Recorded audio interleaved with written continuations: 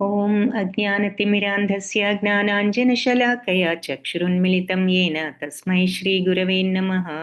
ॐ विष्णुपादाय कृष्णप्रेष्ठाय भूतले श्रीमते भक्तिवेदान्त स्वामी इति नामिने।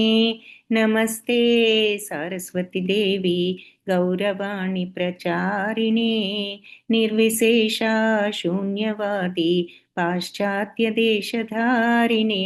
हे कृष्ण करुणा सिंधो दीनबंधो जगत्पते गोपेश गोपिका कांता राधा कांता नमोस्तुते। तप्त कांचन गौरांगी राधे वृंदावनेश्वरी वृषभानुसुते देवी प्रणमामि हरिप्रिये। जय श्री कृष्ण चैतन्य प्रभु नित्यानंद श्री अद्वैता गदाधार श्रीवासादि गौर भक्त वृंद। हरे कृष्ण कृष्ण कृष्ण हरे हरे, हरे राम राम राम हरे हरे। हरे कृष्ण कृष्ण हरे हरे कृष्ण कृष्ण कृष्ण कृष्ण हरे कृष्ण हरे हरे हरे हरे राम हरे राम राम राम हरे हरे। हरे कृष्ण कृष्ण कृष्ण हरे हरे, हरे राम राम राम हरे हरे। हरे हरे कृष्ण कृष्ण हरे कृष्ण कृष्ण कृष्ण कृष्ण कृष्ण हरे हरे हरे हरे राम हरे हरे राम राम हरे राम राम राम राम हरे हरे। हरे हरे। ఓకే, హరే కృష్ణ భక్తులందరికీ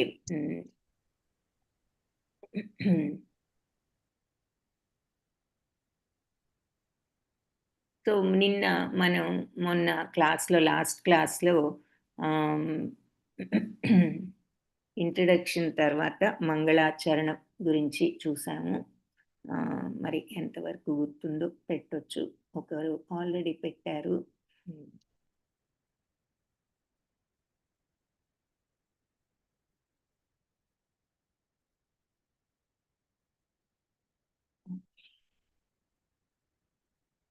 సో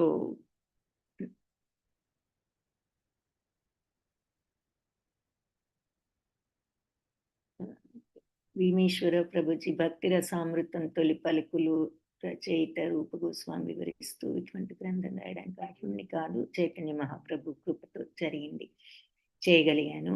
మంగళాశాసనంలో మరి భక్తి రసామృత సింధుకి భక్తి సిద్ధాంత కవిరాజదాస్ గోస్వామి మరియు రూప గోస్వామి సోదరుడైన సనాతన గోస్వామి తొలి పలుకులిస్తూ 500 సంవత్సరాల క్రితం వంగదేశంలో అవతరించిన చైతన్య మహాప్రభు కృపతో ఈ గ్రంథాన్ని రచించడానికి పూనుకున్న రూప గోస్వామికి ప్రణామాలు తెలియజేస్తూ, ఎవరు ప్రభుపాదులు వివిధ భక్తి మార్గాలు నదులతో పోల్చబడ్డాయి. అన్ని సముద్రంలో కలిసినప్పుడు వాటి దారిలో తిమింగాలనే వివిధ ఆధ్యాత్మిక గురువులు వాటి దారిలో అవే పోతూ ఉంటాయి. అంటే భక్తులు అలా పట్టించుకోవు నదులు ఏ నది అన్నది వాళ్ళు భక్తి మార్గంలో ఉంటారు కాబట్టి ఈ నదుల మార్గం కూడా వాళ్ళు పట్టించుకోవక్కర్లేదు అని నదులేమో మార్గాలు చూసుకుని వెళ్ళి కలుస్తాయి, ఈ తిమింగలాలు ఆటోమేటిక్గా వెళ్ళి కలుస్తాయి అన్న దానికి ఉదాహరణగా భక్తుల్ని చెప్పారు.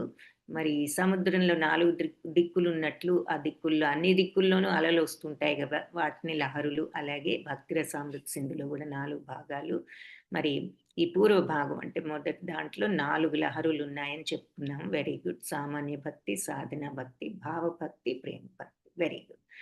కళ్యాణి మాతాజీ విశ్వాసంతో గురువు చెప్పిన ఉపదేశాలు పాటించాలి. బహిరంగ శక్తి ప్రపంచానికి సంబంధించింది, ఆంతరంగిక శక్తి చైతన్యంతో ముడిపడి ఉన్నది, తటస్థ శక్తి ఈ భౌతిక జీవులకు చెందింది. Very good, very good.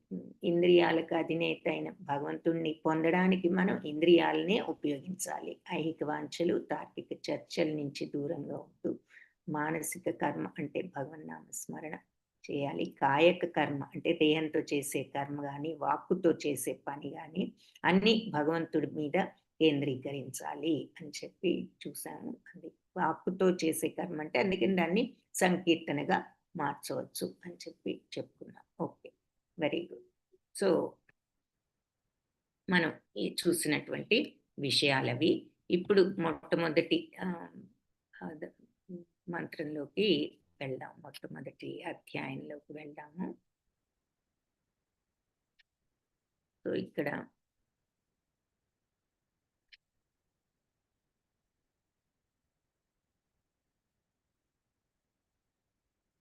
శుద్ధ భక్తియుత సేవ సామాన్య లక్షణాలు అనేది ఏంటో చూద్దాం ఈ ఫస్ట్ దాంట్లో. సో, భాగవతంలో మీరు ఎవరైనా భాగవతం క్లాస్ విని అక్కడి దాకా వెళ్ళుంటే, కపిల భగవానుడు తన తల్లికి కపిల భగవానుడు కూడా భగవంతుడు అవతారమే కదా! ఆయన తన తల్లికి ఉపదేశాలు చేస్తూ ఆ సందర్భంలో శుద్ధ భక్తి లక్షణాలను కొన్ని వివరించారు. ఏమని వివరించారు అంటే, శుద్ధ భక్తులు ఐహిక భోగాల్ని గాని, ఈ తార్కిక జ్ఞానం, ఈవెన్ లాజికల్ జ్ఞానం గూడా వాళ్ళకి అనవసరం అన్నమాట. నిజమైన భక్తులు. ఇవన్నీ మనం ఇది, అది, దేహం ఇవన్నీ ఏదో చదువుతాం. పదం 14 ఏది 24 విభాగాలు ఇవన్నీ మనం జ్ఞాన యోగంలో చూస్తాం. క్షేత్రజ్ఞ యోగంలో. ఈ శుద్ధ భక్తులకి ఈ తార్కిక జ్ఞానము అవసరం లేదు. ఈ ఐహిక భోగాలు అవసరం లేదు. వాళ్ళ మనసు ఎప్పుడు గూడా నా సేవ మీదే నిమగ్నమై ఉంటుంది అని చెప్పి కపిల భగవానుడు భగవద్ అవతారం కాబట్టి ఆయన నా సేవ మీదే నిమగ్నమై ఉంటుంది అన్న మాట వాడారు. దానికి నిదర్శనమే ఆయన భగవంతుడని. కాబట్టి నా సేవలో నిమగ్నమై ఉండడం కోసం తప్ప మరి ఇక దేని మీద కూడా వాళ్ళ ఆసక్తిని చూపరు అని చెప్పి కపిల భగవాన్ చెప్పారు. చివరికి నా పరమ పదంలో నాతో సాయుధ్యాన్ని అనుభవించాలని కూడా వాళ్ళు అనుకోరు. సో, ఇంత శుద్ధ భక్తి అన్నమాట. ఇక వాళ్ళు కేవలం భగవంతుడి మీద ప్రేమతో భగవంతుడిని తలుచుకుంటూ అందులో నిమగ్నమై ఉండడం తప్పితే ఆయన యొక్క తలంపులో, ఆయన యొక్క ధ్యానంలో వాళ్ళేదో మనం పరమపదానికి చేరుకోవాలి, భగవంతుడి సామ్రాజ్యానికి వెళ్ళాలి, భగవంతుడి దగ్గర ఉండాలి అని కూడా వాళ్ళు అనుకోరు. భగవంతుడిని తలుచుకోవడమే వాళ్ళ యొక్క అంతిమ ఆనందం అన్నమాట. సో, నాతో సాయుధ్యం కావాలని కూడా వాళ్ళు అనుకోరు అని చెప్పి తల్లికి శుద్ధ భక్తుల లక్షణాల గురించి చెప్పారు. వాళ్ళకి మరి ఈ తార్కిక జ్ఞానం అవసరం లేదు. వాళ్ళకి ఐహిక భోగాలు ఎలాగూ అవసరం లేదు. తార్కిక జ్ఞానం కూడా అవసరం లేదు. ఆఖరికి నా పరంధామానికి రావాలనే కోరిక కూడా వాళ్ళకి లేదు. వాళ్ళు కేవలం నా మీద ప్రేమతో నన్ను తలుచుకోవడమే పరమానందం అంటూ నన్ను తలుచుకుంటున్నారు అని చెప్పి ఈ ముక్తి అనేది 5 రకాలు అని చెప్పి చెప్తారు. అంటే మనకి ముక్తి కావాలి అనే అనే ఉద్దేశ్యం కూడా వాళ్ళకి లేదు. కానీ ఈ సందర్భంగా ముక్తి అనేది 5 రకాలుగా ఉంటుందని ఆయన చెప్పడం జరిగింది. ఏమిటి అంటే సాయుజ్యం, సాలోక్యం, సారూప్యం, సార్ష్టి, సామీప్యం. ఇవి 5 కూడా ముక్తిలో ఉన్నటువంటి రకాలు అని చెప్పి చెప్పారు. ఈ శుద్ధ భక్తుడు ఈ ఐహికమైన ఇంద్రియ సుఖాలన్నీ నిరాకరించడమే కాకుండా పైన చెప్పిన 5 ముక్తులలో దేనిని కూడా కోరుకోడు. కాబట్టి భగవంతుడి మీద కేవలం ప్రేమతోనే ఆ ప్రేమను వ్యక్తం చేస్తూ దాంట్లోనే ఆనందాన్ని అనుభవిస్తూ అతను సంతృప్తి చెందుతాడు. బెస్ట్ ఎగ్జాంపుల్ మరి గోపికలు, అలాగే గోపబాలుడు.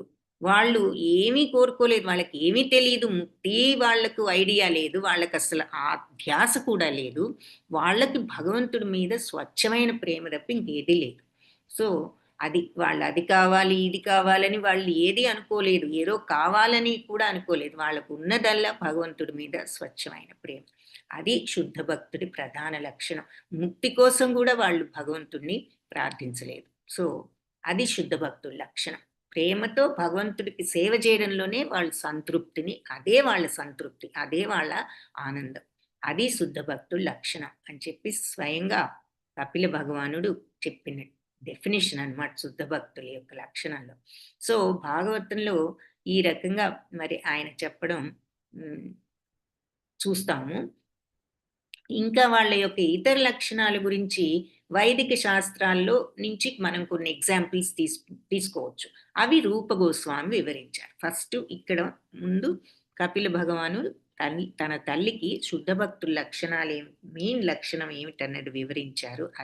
అది చెప్పి తరువాత మరి రూప గోస్వామి వైదిక శాస్త్రాలన్నిట్లోనూ శుద్ధ భక్తుల లక్షణాలు ఉన్నాయి కాబట్టి వాటి నుంచి కొన్ని విషయాలు ఆయన తీసుకుని ఈ విషయాలన్నీ మనకి వైదిక శాస్త్ర విషయాల్లో శుద్ధ భక్తుల యొక్క ప్రధాన లక్షణాలు ఏమిటి అన్నది ఇక్కడ చెప్పారనమాట రూప గోస్వామి. ఏమిటంటే వైదిక శాస్త్రాల ప్రకారం మొట్టమొదటిది అహైతుకి అవ్యవహితాయ భక్తి పురుషోత్తమే సాలోక్య సాష్టి సామీప్య సారూప్యైకత్వం అప్యుత దీయమానం న గృహ్ణంతి వినా విత్సేవనం జనాః సయేవ భక్తి యోగాఖ్య ఆత్యంతిక ఉదాహృత. సో అంటే శుద్ధ భక్తి సేవ ఈ ఐహిక బంధాలు కష్టాల నుంచి మనకు వెంటనే విముక్తిని కలిగిస్తుంది.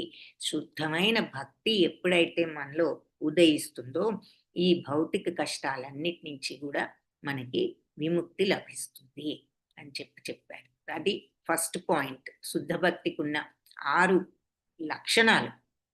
ఆ భక్తి అనేది వచ్చిన వాళ్ళకి ఐహిక యాతనలన్నిటి నుంచి విముక్తి లభిస్తుంది, కష్టాల నుంచి. అంటే దాని అర్థం ఏమిటి అంటే 1 సెకండ్, ఒక్క నిమిషం.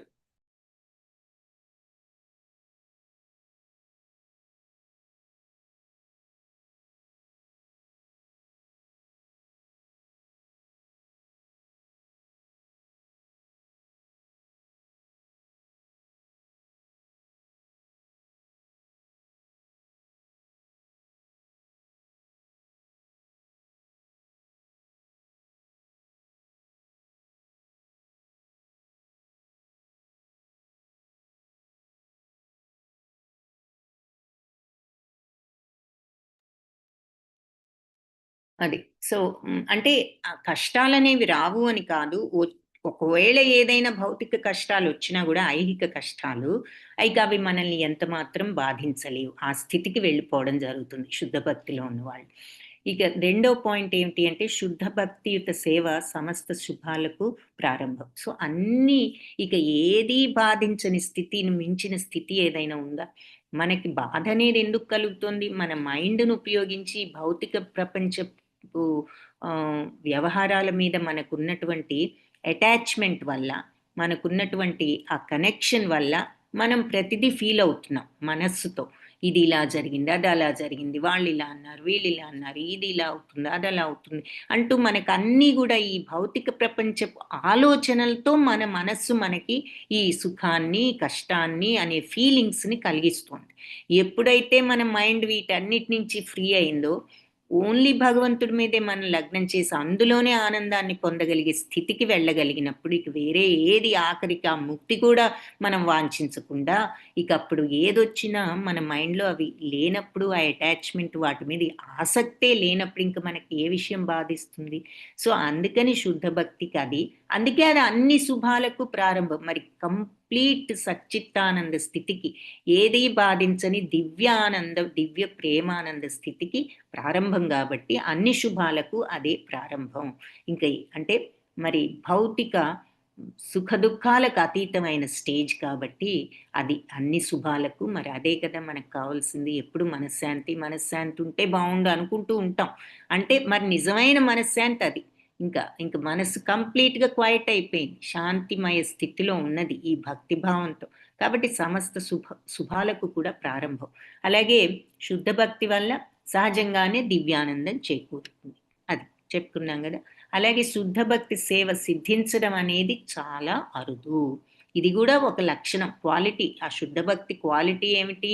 అది విముక్తి కలిగిస్తుంది అన్ని కష్టాల నుంచి మనకు, అన్ని శుభాలకు ప్రారంభం కలిగిస్తుంది. ఎప్పుడైతే కష్టాల నుంచి విముక్తి కలిగించిందో వెంటనే అన్ని శుభాలకు ప్రారంభోత్సవం జరుగుతుంది ఆటోమేటిక్‌గా. ఆ తర్వాత ఎందుకు అంటే దివ్యానందం మనకి ఇస్తుంది కాబట్టి. మూడవ పాయింట్. నాలుగవది ఈ శుద్ధ భక్తి చాలా అరుదు. మరి అది మనందరికీ గూడా ఆ విషయం గూడా మనకు తెలుసు. ఎంతమంది ఇలాంటి స్టేజ్‌లో ఉంటారు. కాబట్టి చాలా అరుదు. ఐదవ పాయింట్, భక్తి సేవలో ఉండేవారు మోక్షాన్ని గురించిన అంటే నిజమైన భక్తులు మోక్షాన్ని గురించిన ఆలోచన కూడా దగ్గరికి రానివ్వరు అంటున్నారనమాట. కాబట్టి శుద్ధ భక్తి ఒక్కటే అది ఆ పాయింట్. లాస్ట్ పాయింట్ ఏమిటంటే ఈ శుద్ధ భక్తే భగవంతుడిని ఆకర్షించే ఏకైక సాధన. అంటే ఏని ఏ వేరే ఆలోచన, వేరే ఆమ్, కాంక్ష లేకుండా, ప్రతిఫలాపేక్ష లేకుండా భగవంతుణ్ణి అలా సహజంగా ప్రేమించడం అనేదే భగవంతుణ్ణి కూడా ఆకర్షించే విషయం. రీజన్ అనేది లేకుండా, అహైతుకం, అప్రతిహత అని భారతంలో కూడా అంటారు. అహైతుకం అంటే కాజ్లెస్ అని అర్థం. అహైతుకం అంటే రీజన్ లేని దానికి. మనం ఏ ప్రేమ ఉన్నా మనకు ఒక రీజన్ ఉంటుంది. మన తల్లిదండ్రి కాబట్టి ప్రేమ, మన పిల్లలు కాబట్టి ప్రేమ, మన సోదరులు కాబట్టి ప్రేమ, మన బంధువులు కాబట్టి ప్రేమ, ఇలా ఉంటుంది మనకి. మన మిత్రులు మనకిష్టమైన మాటలు చెప్తారు, మనకిష్టమైన పనులు చేస్తారు, మన మిత్రులు కాబట్టి ప్రేమ. సో ఎక్కడ ప్రేమ ఉన్నా అక్కడ ఒక స్వార్థం ఉంది. కానీ ఇది ఏ స్వార్థము లేని అహైతుకం, రీజన్లెస్ లవ్, భగవంతుడి మీద ఆ ప్రేమ, సహజమైనటువంటి ప్రేమ. అలాంటి శుద్ధ ప్రేమ భగవంతుడిని ఆకర్షిస్తుంది. సర్వాకర్షకుడు భగవంతుడు. అలాంటి భగవంతుడినే ఆకర్షింపగలది ఏది అంటే ఈ శుద్ధమైన భక్తి. దీని అర్థం ఏమిటి అంటే ఫైనల్గా ఈ భక్తి, ఈ శుద్ధ భక్తి అత్యంత దివ్యమైనది, భగవంతుడి కంటే కూడా శక్తివంతమైనది. ఎందుకు? అది భగవంతుడి స్వరూప శక్తి. ఆయన యొక్క భగవంతుడి కంటే కూడా శక్తివంతమైనది అని ఎందుకు అంటున్నామంటే ఆయన యొక్క స్వరూప శక్తి. సో ఆయన యొక్క కంప్లీట్ భగవంతుల్లో ఉన్నటువంటి శక్తి అంతా కూడా ఈ శుద్ధ భక్తిలో ఉన్నది అని. అందుకే అది రాధాదేవి ఆవిడ ప్రేమకు ఆ శక్తి ఉన్నదన్నమాట. అందుకే మరి అంత శక్తివంతం అని చెప్పడం. అలాగే మరి అది అల్టిమేట్ శక్తి. అయితే మరి మనం ఇలాంటి భక్తుల్ని కొన్ని ఉదాహరణలు కూడా చూసాం కదా, మరి ఎంత శక్తివంతం. మరి హనుమాన్జీ, ఆయన శక్తి కేవలం శ్రీరామ భక్తుడు కాబట్టి ఆయన భక్తితో ఎంతటి శక్తివంతుడో మనం చూస్తాం. సో అలా భక్తి, ఇంత శుద్ధ భక్తి ఉన్నప్పుడు అది ఎంత శక్తివంతమైనది అని చెప్తున్నారు. ఎందుకు అంటే అది భగవంతుడి కంటే కూడా శక్తివంతం. ఎందుకు అంటే అది ఆయన యొక్క స్వరూప శక్తి. అంటే ఆయనలో ఉన్న కంప్లీట్ శక్తి అంతా కూడా ఈ శుద్ధ భక్తిలో ఉంటుంది, ఆ ప్రేమలో ఉంటుంది అన్నమాట. ఆ ప్రేమ తత్వానికి ఉన్న గొప్పతనం అది. అన్నింటినీ మించిన గొప్పతనం ఈ భగవత్ ప్రేమ. కాబట్టి ఆ శుద్ధ తత్వమైన భగవత్ ప్రేమ ఉన్నప్పుడు అదే అన్నింటినీ మించిన శక్తి. సో అది. సో ఐహిక, ఇకపోతే ఒక్కొక్క పాయింట్ వివరిస్తున్నారనమాట ఈ 6 లక్షణాలు. సో ఐహిక యాతన నుంచి విముక్తి అంటే భగవంతుడు మరి సర్వధర్మాలు వదిలి నన్ను శరణు వేయడమని చెప్పారు కదా. 18.66 ఏమిటి? ఎవరైనా చెప్తారా? సర్వధర్మాన్ పరిత్యజ్య మామేకం శరణం వ్రజ అహం త్వాం సర్వ పాపేభ్యో మోక్షయిష్యామి మా శుచః. Very good. హరే కృష్ణ మాతాజీ. ధన్యవాదాలు. హరే కృష్ణ. సో భగవంతుడు సర్వధర్మాన్ పరిత్యజ్య, అన్ని ధర్మాలు వదిలిపెట్టి మామేకం శరణం వ్రజ, నన్ను ఒక్కడిని శరణు వేయడండి. అంటే ధర్మాలంటే మరి ఇక్కడ అంటే అన్ని ధర్మాలు వదిలి అధర్మ మార్గంలో వెళ్ళమని కాదు, అన్ని పక్కన పెట్టండి. ఫైనల్ పాయింట్ మీరు చేయవలసింది ఏమిటి అంటే నన్ను శరణు వేయడండి. అలా శరణు వేయడం వాళ్ళకి ఇక నేను విముక్తిని కలిగిస్తాను అని చెప్పడం మనం చూసాము. సో ఈ జన్మలో చేసిన పాపాలే కాకుండా గత జన్మలో చేసిన పాపాల వల్ల కూడా మరి మనకు కష్టాలు కలుగుతూ ఉంటాయి కదా. కాబట్టి సాధారణంగా అజ్ఞానంతో ఏవో పాపాలు చేస్తూ ఉంటాం. రూప గోస్వామి చెప్పారు, ఈ జన్మ పాపాలే కాకుండా ముందు జన్మలో చేసిన పాపాల వల్ల కూడా కష్టాలు కలుగుతాయని. అందుకే మనం కొంతమందిని అయ్యో పాపం వీళ్ళు ఎంతో మంచి వాళ్ళు, భగవంతుడు ఏమిటి వీళ్ళకి ఇలాంటి కష్టాలు ఇచ్చారు అనుకుంటూ ఉంటాం. మనకు తెలియక మనం ఈ జన్మ చూస్తాం, మరి ఇంతకు ముందు జన్మలు మనకు తెలియవు కదా. సో ఆ ముందు జన్మలు పాపం అయి ఉండొచ్చు.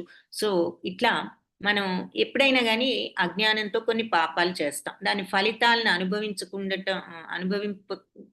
అనుభవించకుండా ఉండటం మరి అతని అజ్ఞానం కారణం కాదు. అంటే అనుభవించకుండా ఉండలేము. అయితే పాపకర్మలు అనేవి 2 రకాలు. ఒకటి ప్రారబ్ధ కర్మ అంటారు, ఇంకోటేమో అప్రారబ్ధ కర్మ. సో ప్రస్తుతం మనం అనుభవించే కష్టాలు మనం అంటే పరిపక్వం చెందిన పాపాల యొక్క ఫలితాలు అన్నమాట. ఇంకా అనుభవంలోకి రాకుండా మనలో పేరుకుని ఉండే పాపాలు కొన్ని ఉంటాయి. ఇంకా ఫుల్గా అవి అంటే ఏదో మన వాళ్ళు ఒక మాట వాడుతూ ఉంటారు, వీళ్ళ పాపం పండింది అంటూ ఉంటారు, మీరు వినే ఉంటారు. సో పరిపక్వ పాపం అంటే ఎప్పుడైతే అది ఇక కంప్లీట్ పాపం అయిపోతుందో దాని ఫలితం మనం అప్పుడు అనుభవిస్తాం అన్నమాట. కొన్ని ఇంకా కంప్లీట్ అవ్వకపోవచ్చు, అవ్వనప్పుడు మనం వెంటనే అది అనుభవించము ఆ పాపాన్ని, దాని ఫలితాన్ని.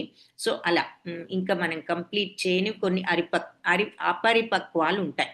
ఉదాహరణకు ఒక వ్యక్తి మరి తప్పులు చేసి ఉండొచ్చు, అయినా ఇంకా ఎందుకు అరెస్ట్ అవ్వలేదు, బయటపడిన వెంటనే పోలీసులు అతన్ని అరెస్ట్ చేస్తారు.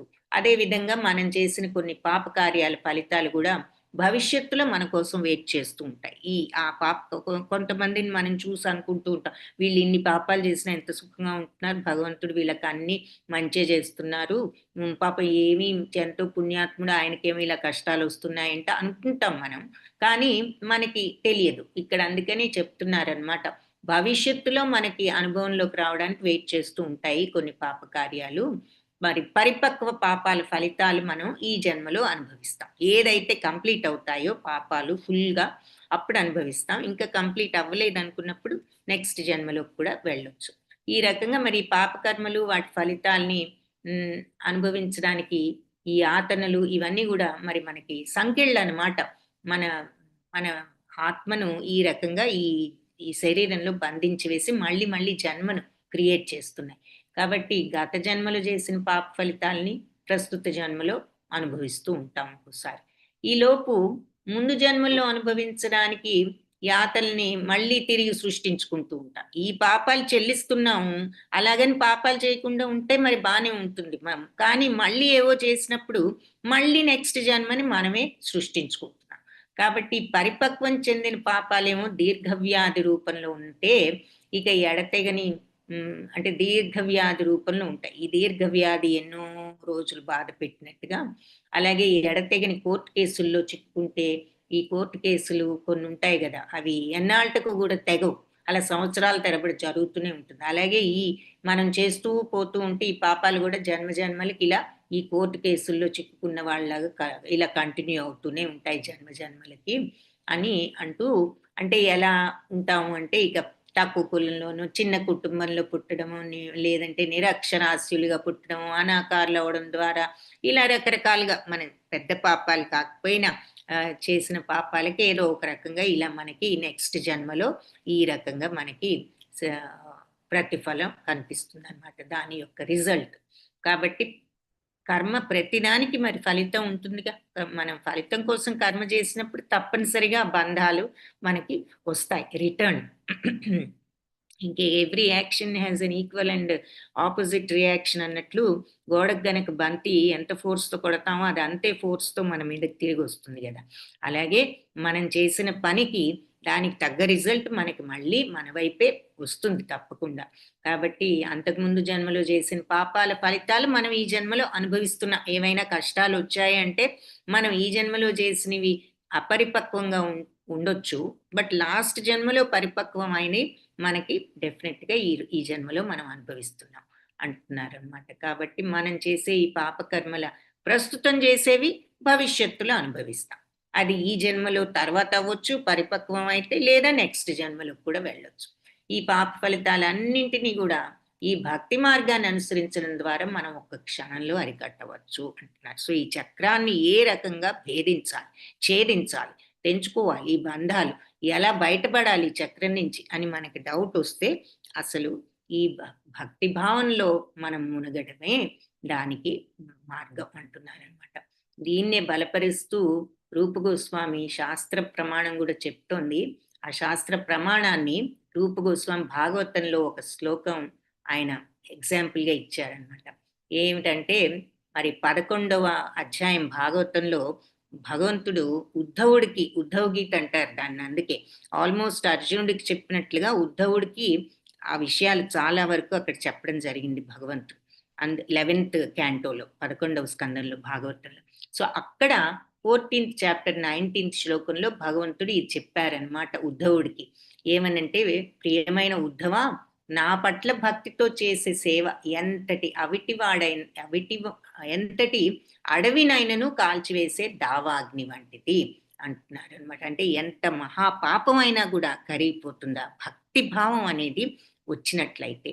కాబట్టి ఎలాంటిదంటే ఎంతటి పెద్ద అడవిని కాల్చివేసే దావాగ్ని లాంటిది. అడవి ఎంత పెద్దదైన దావాగ్ని వస్తే మరి అది కాలిపోగలదు.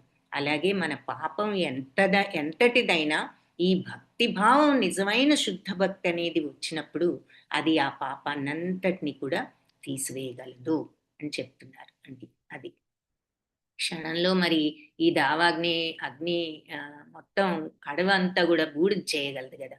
అలాగే ఈ భక్తితో పాపకర్మలనే ఇంధనాలన్నీ కూడా ఆ, కా కాల్చివేయొచ్చు అని చెప్తున్నారు. ఉదాహరణకి మరి భగవద్గీతలో అర్జునుడు యుద్ధం పాపం అనుకున్నాడు కదా, యుద్ధం చేసి వాళ్ళందరినీ చంపడం వల్ల పాపం వస్తుంది అనుకున్నాడు కదా. అయినా కూడా భగవంతుడు యుద్ధం చేయమనే చెప్పారు. అందుకని అతడు చేసిన ఈ యుద్ధం భక్తి భక్తికి ఆ మారుపేరు. భక్తి ఒక రకమైన భక్తే. ఎందుకంటే భగవంతుడి యొక్క సందేశాన్ని ఆదేశాన్ని పాటించాడు కాబట్టి.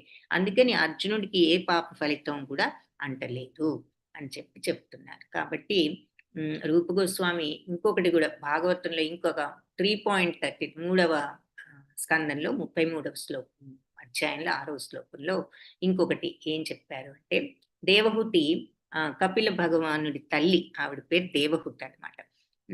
తన కుమారుడితో ఈ మాటలు అడిగింది. ఏమని, ప్రభు ఆవిడ భగవంతుణ్ణి తన కుమారుణ్ణే ఈ రకంగా సంబోధిస్తూ అడిగారనమాట. ప్రభు శ్రవణము కీర్తనము ఈ శ్లోకాలు పై 2 ఇచ్చారు, 2nd and 3rd శ్లోకాస్. అందులో దాని మీనింగ్ శ్రవణ కీర్తనలు మొదలైన 9 రకాల భక్తి మార్గాలు ఉన్నాయి కదా. ఎవరైతే నీ లీలల గురించి వింటారో, నీ మహిమల్ని కీర్తిస్తారో, ఎవరు నీకు నమస్కరిస్తారో, ఎవరు నిన్ను సో అన్ని చెప్తున్నారు. శ్రవణం కీర్తనం మరి స్మరణం పాదసేవనం అర్చనం వందనం దాస్యం సఖ్యం ఆత్మనివేదనం. సో నీ లీలల గురించి విన్నా, నీ మహిమలు కీర్తించిన, నీకు నమస్కరించిన, నిన్ను స్మరించిన, ఈ విధంగా ఈ 9 రకాల భక్తియుత సేవా మార్గాలు దేన్ని అనుసరించినా సరే అలాంటి వాళ్ళు శ్వపాకుల ఇంట, అంటే శ్వపాకం అంటే శుని చైవ శ్వపాకేచ పండిత సమదర్శిన చూస్తాం కదా మనం భగవద్గీతలో. విద్యా వినయ సంపన్నే బ్రాహ్మణి గవిహస్తిని శుని చైవ స్వపాకేచ పండిత సమదర్శిన. సో విద్యా వినయ సంపన్నుడైన బ్రాహ్మణునైనా, గోవునైనా, హస్తిని ఏనుగునైనా, శుని కుక్కనైనా, శ్వపాకేచ అంటే కుక్క మాంసం తినే వాళ్ళైనా, అంటే అంటే ఎలాంటి అలవాటు ఉన్న వాళ్ళైనా అని అర్థం. ఈ అలాంటి ఇంట పుట్టిన వాడైనా చూడ, స్వపాకుల ఇంట పుట్టిన వాడైనా వెంటనే యాగాదులు చేసే అర్హతను పొందుతాడు. ఎవరు? ఈ 9 రకాల భక్తుల్లో దేనిని అనుసరించినా సరే, ఒక్కదాన్ని అనుసరించినా చాలు. కానీ అనుసరించడం సిన్సియర్గా ఆ భక్తి భావాన్ని పెంచుకునేటట్లుగా ఉండాలి. సో అటువంటి స్వపాకుల ఇంట్లో పుట్టిన వాళ్ళు ఎవరైనా సరే ఈ యజ్ఞయాగాదులు చేసే అర్హతను పొందుతారు అని చెప్పి ఆవిడ అన్నది. అలాంటప్పుడు ఇక మరి నిజమైనటువంటి భక్తితో ఎవరైనా ఆ భక్తి సేవలో నిజంగా మునిగినప్పుడు పైన చెప్పిన లక్షణాలతో, శుద్ధ భక్తి లక్షణాలతో మరి పవిత్రం కాకుండా ఎలా ఉంటారు? ఏంటి? ఐహిక కోరికలని ఉండవు. వాళ్ళు కనీసం ముక్తి కావాలని కూడా అనుకోరు. భగవంతుడి మీద ఆ రకమైన ప్రేమతో ఉంటారు అని చూసాం. ఇక అప్పుడు పవిత్రం కాకుండా ఎలా ఉంటారు? ఈ 9 మార్గాల్లో ఒక్క మార్గాన్నైనా మనం నిర్హేతుకంగా ఫాలో అయితే పాపాలన్నీ కూడా కరిగిపోతాయి అన్నారు కదా. అలాంటిది ఇంత శుద్ధ భక్తి ఉన్న వాళ్ళు పవిత్రులు కాకుండా ఎలా ఉంటారు? అది అసంభవమే కదా అంటున్నారనమాట. కాబట్టి ఈ భక్తి అనేది నిస్సందేహంగా ఐహిక పాపకర్మల అన్నిటి నుంచి కూడా మనల్ని విముక్తి చేసే సాధనం. ఏమిటి అంటే ఆ భక్తి భావం. కాబట్టి భక్తి సర్వపాప ఫలితాలని కూడా నిర్మూలించే శక్తి ఉన్నది అని చెప్తున్నారు. సో సహజంగా భక్తుడైన వాడు పాపకర్మలు చేయకుండా ఉండాలనే జాగరూకతతో ఉంటారు. ఇక వాళ్ళు నిజంగా భక్తులైనప్పుడు ఇంకా తప్పు పనులు ఎలా చేస్తారు? భక్తుడిగా వాళ్ళకున్న ప్రత్యేకమైన లక్షణమే అది. భక్తుల యొక్క లక్షణం అంటే ఏ పాపాలు చేయని వాళ్ళు. అందుకే సర్వధర్మాన్ పరిత్యజ్య మామేకం శరణం వ్రజ అంటే భగవంతుడిని శరణు వేడే స్థితి వచ్చిన ఆ భక్తుడు ఇంకా పాపాలు చేసే స్థితిలో ఎక్కడుంటాడు? ఆ విధంగా భక్తిని అనుసరించడం వల్ల ఎలాంటి శ్వపాకుల ఇంట్లో పుట్టినా సరే ఈ భక్తి మార్గాన్ని గనక అనుసరిస్తే ఇక వేద విహితమైన యజ్ఞయాగాదులు క్రతువులు ఇవన్నీ చేసే అధికారం వాళ్ళకి ఆల్మోస్ట్ మరి బ్రాహ్మణులు లాగా వాళ్ళు అన్ని చేయగలిగే అధికారాన్ని ఆ భక్తే వాళ్ళకి ఇస్తుందని భాగవతమే చెప్పింది. కాబట్టి శ్వపాకుల ఇంట్లో పుట్టి యజ్ఞయాగాదులు చేసే అధికారం పుట్టిన వ్యక్తికి యజ్ఞయాగాదులు చేసే అధికారం లేదు అని మనం అనడానికి లేదు. అంటే మామూలుగా మనకు అర్థమయ్యే మాట ఏమిటంటే మామూలుగా శ్వపాకుల ఇంట్లో పుడితే యజ్ఞాలు అవి చేయకూడదు అని మనకి వేదాలు చెప్తున్నాయని అర్థమవుతుంది. అయితే ఈ పురోహిత వర్ణం వారు, బ్రాహ్మణ వర్ణం ఇవన్నీ మామూలుగా ఎవరు చేస్తారు? ఈ యజ్ఞయాగాదులు బ్రాహ్మణులు చేస్తారు. సో బ్రాహ్మణుడైతేనే ఈ క్రతువుల్ని చెయ్యాలి, వేరే వాళ్ళు చేయకూడదు అన్నట్టుగా వేదాల్లో ఉన్నది. కానీ ఎవరైతే ఈ భక్తి భావానికి వస్తారో వాళ్ళు మరి బ్రాహ్మణులు అంతకంటే పవిత్రులు, వైష్ణవులు అయిపోతారు. కాబట్టి ఎలాంటి ఫ్యామిలీలో పుట్టినా, ఎలాంటి జాతి అయినా వాళ్ళకు భక్తి అనేటటువంటి ఆభరణం వాళ్ళు తెచ్చుకోగలిగితే వాళ్ళు అన్నిటికీ కూడా అర్హులవుతారు. ఇక గత జన్మలో కర్మఫలం వల్ల బ్రాహ్మణ కుటుంబంలో గాని, ఒకవేళ ఇలా స్వపాకుల కుటుంబంలో గాని మనం పుడతాం. మన యొక్క అంటే గత జన్మలో చేసిన యొక్క కర్మల ఫలితంగా మంచి కర్మలు చేస్తే మంచి జన్మ వస్తుంది మంచి కుటుంబాల్లో, లేదు అంటే చెడు కుటుంబాల్లో జన్మ వస్తుంది. ఒక వ్యక్తి మరి ఇలా ఏ స్వపాకుల ఇంట్లోనూ జన్మిస్తే పూర్వజన్మలో ఏదో పాప కర్మం అని అంటున్నారు ఇక్కడ. అంటే మన యొక్క మనం పుట్టడం కూడా మరి మంచి ఫ్యామిలీసా లేదా ఎలాంటి ఫ్యామిలీస్ అన్నది కూడా మన పూర్వజన్మ పాప ఫలితాల మీద ఆధారపడి ఉంటుంది. అలాంటి వ్యక్తి కూడా మరి ఆ పాపాన్ని అనుభవిస్తూ మనం తక్కువ జన్మలో పుట్టినా కూడా మనం ఈ భక్తి మార్గంలో గనక వెళ్ళగలిగితే, ఈ భగవన్నామాన్ని జపించగలిగితే, ఈ సంకీర్తన చేయగలిగితే యజ్ఞయాగాదులు చేసే అర్హత సాధించవచ్చు అని చెప్తున్నారు. సో అంటే దాని అర్థం ఏమిటంటే పాప ఫలం అంతా కూడా కరిగిపోతుంది. ఈ భగవన్నామ కీర్తన సంకీర్తనతో పాప ఫలితాన్నంతా కూడా కరిగించేసుకోవచ్చు. పద్మ పురాణంలో పాపకర్మల ఫలితాలు 4 రకాలుగా చెప్పారు. ఏమని? ఒకటి ఏమిటంటే ఇంకా పరిపక్వం, మనం ఇంకా చూసాం కదా అపరిపక్వ ఫలాలు అని ఇందాక, అది ఇంకా పరిపక్వం కాని కర్మ ఫలాలు, వాటినే అప్రారబ్ధం అంటారు. రెండవదేమో బీజ రూపం, అంటే ఇప్పుడిప్పుడే స్టార్ట్ అవుతున్న కర్మఫలాలు.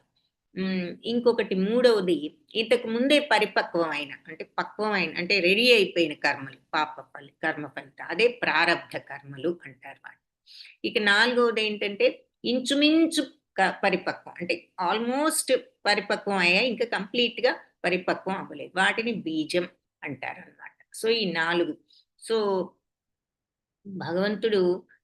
భగవంతుడికి ఎవరైతే వాళ్ళని వాళ్ళు శరణాగతి చేసుకుంటారో, సంపూర్ణంగా ఈ భక్తిలో నిమగ్నం అవుతారో, వారి విషయంలో ఈ 4 కర్మ ఫలితాలు కూడా నశించిపోతాయి. ప్రారబ్ధ కర్మలు, అప్రారబ్ధ కర్మలు, బిగినింగ్ స్టేజ్ లో కర్మలు, ఆల్మోస్ట్ పరిపక్వం అయ్యే కర్మలు అన్ని కూడా నశించిపోతాయి. ఎవరికి? ఈ భగవంతుణ్ణి ఎవరైతే శరణు వేడుతారో, ఈ భక్తి మార్గంలో నిమగ్నం అవుతారో, ఈ భక్తి భావంలో, వాళ్ళకి ఈ 4 అని పద్మ పురాణంలో చెప్పారు. ఈ 4 కూడా కంప్లీట్ గా నశించిపోతాయి. అన్ని రకాల పాపాలు అని అర్థం అన్నమాట దీని అర్థం. సో ఇంచుమించు పరిపక్వం అని ఒక రకాన్ని చెప్పారు కదా, అని చెప్పినటువంటి దాన్నే బీజం అన్నారు. అంటే ఆల్మోస్ట్ కంప్లీటెడ్ పాపం. ప్రస్తుతం మనం అనుభవిస్తున్న కష్టాలకు సంబంధించింది అదన్నమాట. మనకు ఇప్పుడు వచ్చే కష్టాలన్నీ కూడా ఈ బీజం, అంటే ఇంచుమించుగా పరిపక్వం అయిన కష్టాలు. ఈ బీజప్రాయంలో ఉన్న ఈ కర్మఫలాలు ఇవన్నీ కూడా మన హృదయంలో నిక్షిప్తంగా ఉంటాయట. ఈ బీజాలు వంటి పాపకృత్య వాంఛలు అందులో నుంచి బయటకు వస్తూ ఉంటాయి. సో మన మైండ్ లో ఈ ఆలోచనలు ఏవో ఉంటాయి, కొన్ని బ్యాడ్ థాట్స్, దాంట్లో నుంచి మనకి ఈ కొన్ని పాపకృత్య వాంఛలు కొన్ని వస్తూ ఉంటాయి. మరి ఏదైనా చెప్పుకోవచ్చు మనం ఎగ్జాంపుల్. మరి చాలా మంది మనం వెళ్తున్నప్పుడు ఒక్కొక్కసారి లంచం తీసుకుంటే పని తొందరగా అవుతుంది అనుకుంటాము, మరి ఒక్కొక్కసారి వద్దు అనుకున్న అవతల వాళ్ళని విమర్శిస్తూ ఉంటాము, వాళ్ళ గురించి ఏదైనా చెడు చెప్పొచ్చు. ఇలాంటివన్నీ కూడా మనం దీనికి ఎగ్జాంపుల్స్ గా చెప్పుకోవచ్చు. ఈ పాపకృత్య వాంఛలు లోపల ఉంటాయన్నమాట.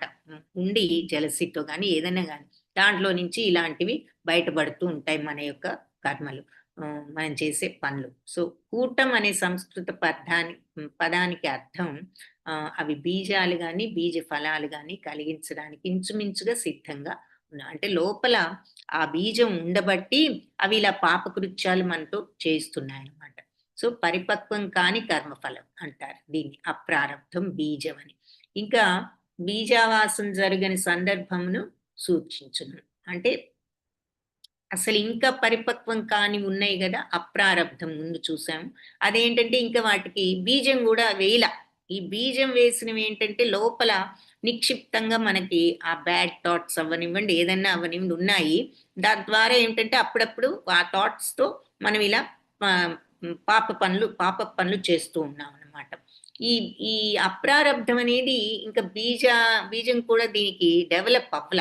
సో, అందుకని అది ఇంకా ఇంకా గూడా ప్రారంభ స్థితిలో లేదనమాట. సో, పద్మపురాణంలో ఈ ఎక్స్‌ప్లనేషన్ అంతా గూడా ఇచ్చారు.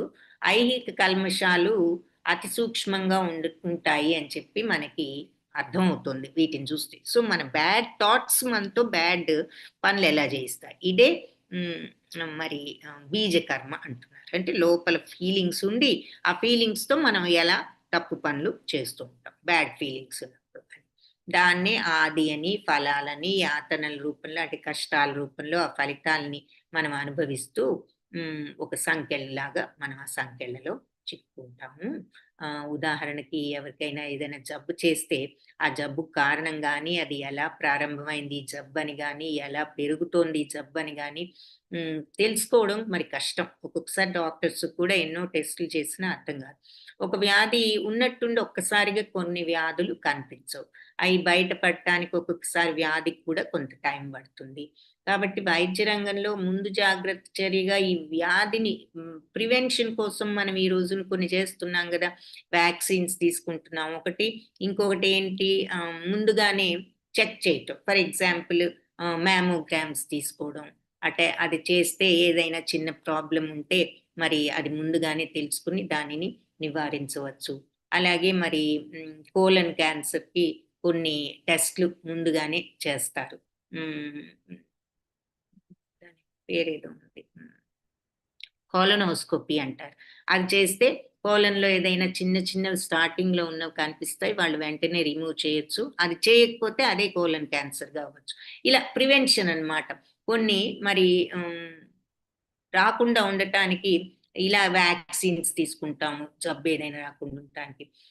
అట్లా మన పాపకర్మలకు సంబంధించిన ఫలబీజాలు గూడా పెరగకుండా ఉండాలి అంటే మనం భక్తిని ఒక వ్యాక్సినేషన్ లాగా అది పనిచేస్తుంది అంటున్నారనమాట. మనలో నిక్షిప్తంగా ఉన్న ఈ థాట్స్, ఆ బీజాలు, ఆ థాట్స్‌తో ఎప్పుడో అది బయటకొచ్చినప్పుడల్లా ఒక్కొక్క పాపం చేస్తూ ఉంటాం. ఒక బ్యాడ్ ఆలోచనొస్తుంది. వెంటనే ఆ పని చేస్తాం. తలుచుకున్నా గూడా పాపమే బ్యాడ్ థాట్స్ అంటున్నారు కాబట్టి. సో, లేదా తప్పు మాటన్నా వాక్ కర్మ అవుతుందది. అలాగే తప్పు పని చేస్తే ఇక ఆటోమేటిక్ కాయకర్మ, శరీరంతో చేసిన కర్మ అవుతుంది. సో, ఇలా మనకి ఈ థాట్‌ని, ఈ బ్యాడ్ థాట్స్‌ని గూడా నివారించాలి అంటే ఈ బీజాలను భక్తి ఒక్కటే మనకి చాయిస్ అని చెప్తున్నారు. భాగవతంలో గూడా మళ్ళీ 6.2.17 శ్లోకంలో సుఖదేవ గోస్వామి అజామిలుడు కథ మనం చూస్తాం గదా! భగవద్గీతలో గూడా ఎగ్జాంపుల్‌గా. అక్కడ అజామిలుడు గురించి ఏం చెప్పారు? సద్బ్రాహ్మణుడు కుటుంబంలో పుట్టాడు. అలాగే ప్రారంభించాడు జీవితం. కానీ మరి వయసొచ్చేసరికి ఒక స్త్రీ వలలో ఆయన చిక్కుకున్నాడు. జీవితం అంతా మరి ఎన్ని పాపాలో చేయడం జరిగింది. ఆవిడ వలలో చిక్కుకొని మరి తల్లిదండ్రులను గూడా కష్టాలు పెట్టాడు. తను కష్టాల పాలయ్యాడు. మరి భార్యను కష్టాలు పెట్టాడు. ఎన్ని పాపాలు చేసినా చివరి నిమిషంలో మరి కొడుకు పేరు నారాయణ గాబట్టి ఆ నామాన్ని ఉచ్చరించడం వల్ల కాపాడబడ్డాడు అని మనం అక్కడ గూడా చూస్తాం. అలాగే వ్రతాదులు, దాన ధర్మాలు, యజ్ఞయాగాదులు ఇవన్నీ చేయడం వల్ల పాపకర్మల్ని ఎదుర్కోవచ్చని సూచింపబడ్డ వాటి ఆచరణ పాపకర్మ వాంఛాబీజం హృదయంలో నుంచి తొలగింపజాలదు అంటున్నారనమాట. సో, ఇవన్నీ చేయొచ్చు మనం. వ్రతాలు, దాన ధర్మాలు, యజ్ఞయాగాదులు ఇవన్నీ పాపకర్మల్ని తగ్గించొచ్చు, పోగొట్టొచ్చు. కాకపోతే అవి చేసినంత మాత్రాన మన హృదయంలో నుంచి ఆ బీజం తొలగిపోదు. ఆ బీజమే కదా, అంటే నిద్రాణమై ఉన్న ఆ పాప ఆమ్, ఏమంటారు, పాపపు ఆలోచనలు అనుకోవచ్చు మనం. సో అదే బీజం. ఆ ఆలోచనలు మనలో ఉన్నాయి, అప్పుడప్పుడు బయటకు వస్తూ ఉంటాయి, వచ్చినప్పుడు మనం ఆ తప్పులు చేస్తూ ఉంటాం. సో ఈ వ్రతాలు ఇవన్నీ మనం చేసిన పాపాలు కొంతవరకు ఉపశమనం పొందిన వాటి ద్వారా యజ్ఞాలు, యాగాలు, వ్రతాలు, ఈ దాన ధర్మాలు ఇవన్నీ మనలో ఉన్న ఆ పాపపు ఆలోచనలు మాత్రం కంప్లీట్ గా అవి హృదయంలో నుంచి తీసివేయలేవు అంటున్నారు. అంటే మనల్ని కంప్లీట్ గా శుద్ధుల్ని చెయ్యలేదు. ప్రక్షాళనం పూర్తిగా మనం జరగదు కేవలం వీటి వల్ల అని చెప్తున్నారు. సో అజామిలుడి విషయంలో కూడా ఇదే జరిగిందని సుఖదేవ గోస్వామి చెప్పారనమాట భాగవతం చెప్పేటప్పుడు. ఈ పాపకర్మ వాంఛా బీజం, ఈ పాపకర్మ అనే వాంఛా బీజం, పాపకర్మలు చేయాలనే ఆ ఫీలింగ్, అంటే అది ఉండబట్టే మరి మనకి బ్యాడ్ థాట్స్ ఇవన్నీ వస్తున్నాయి కదా.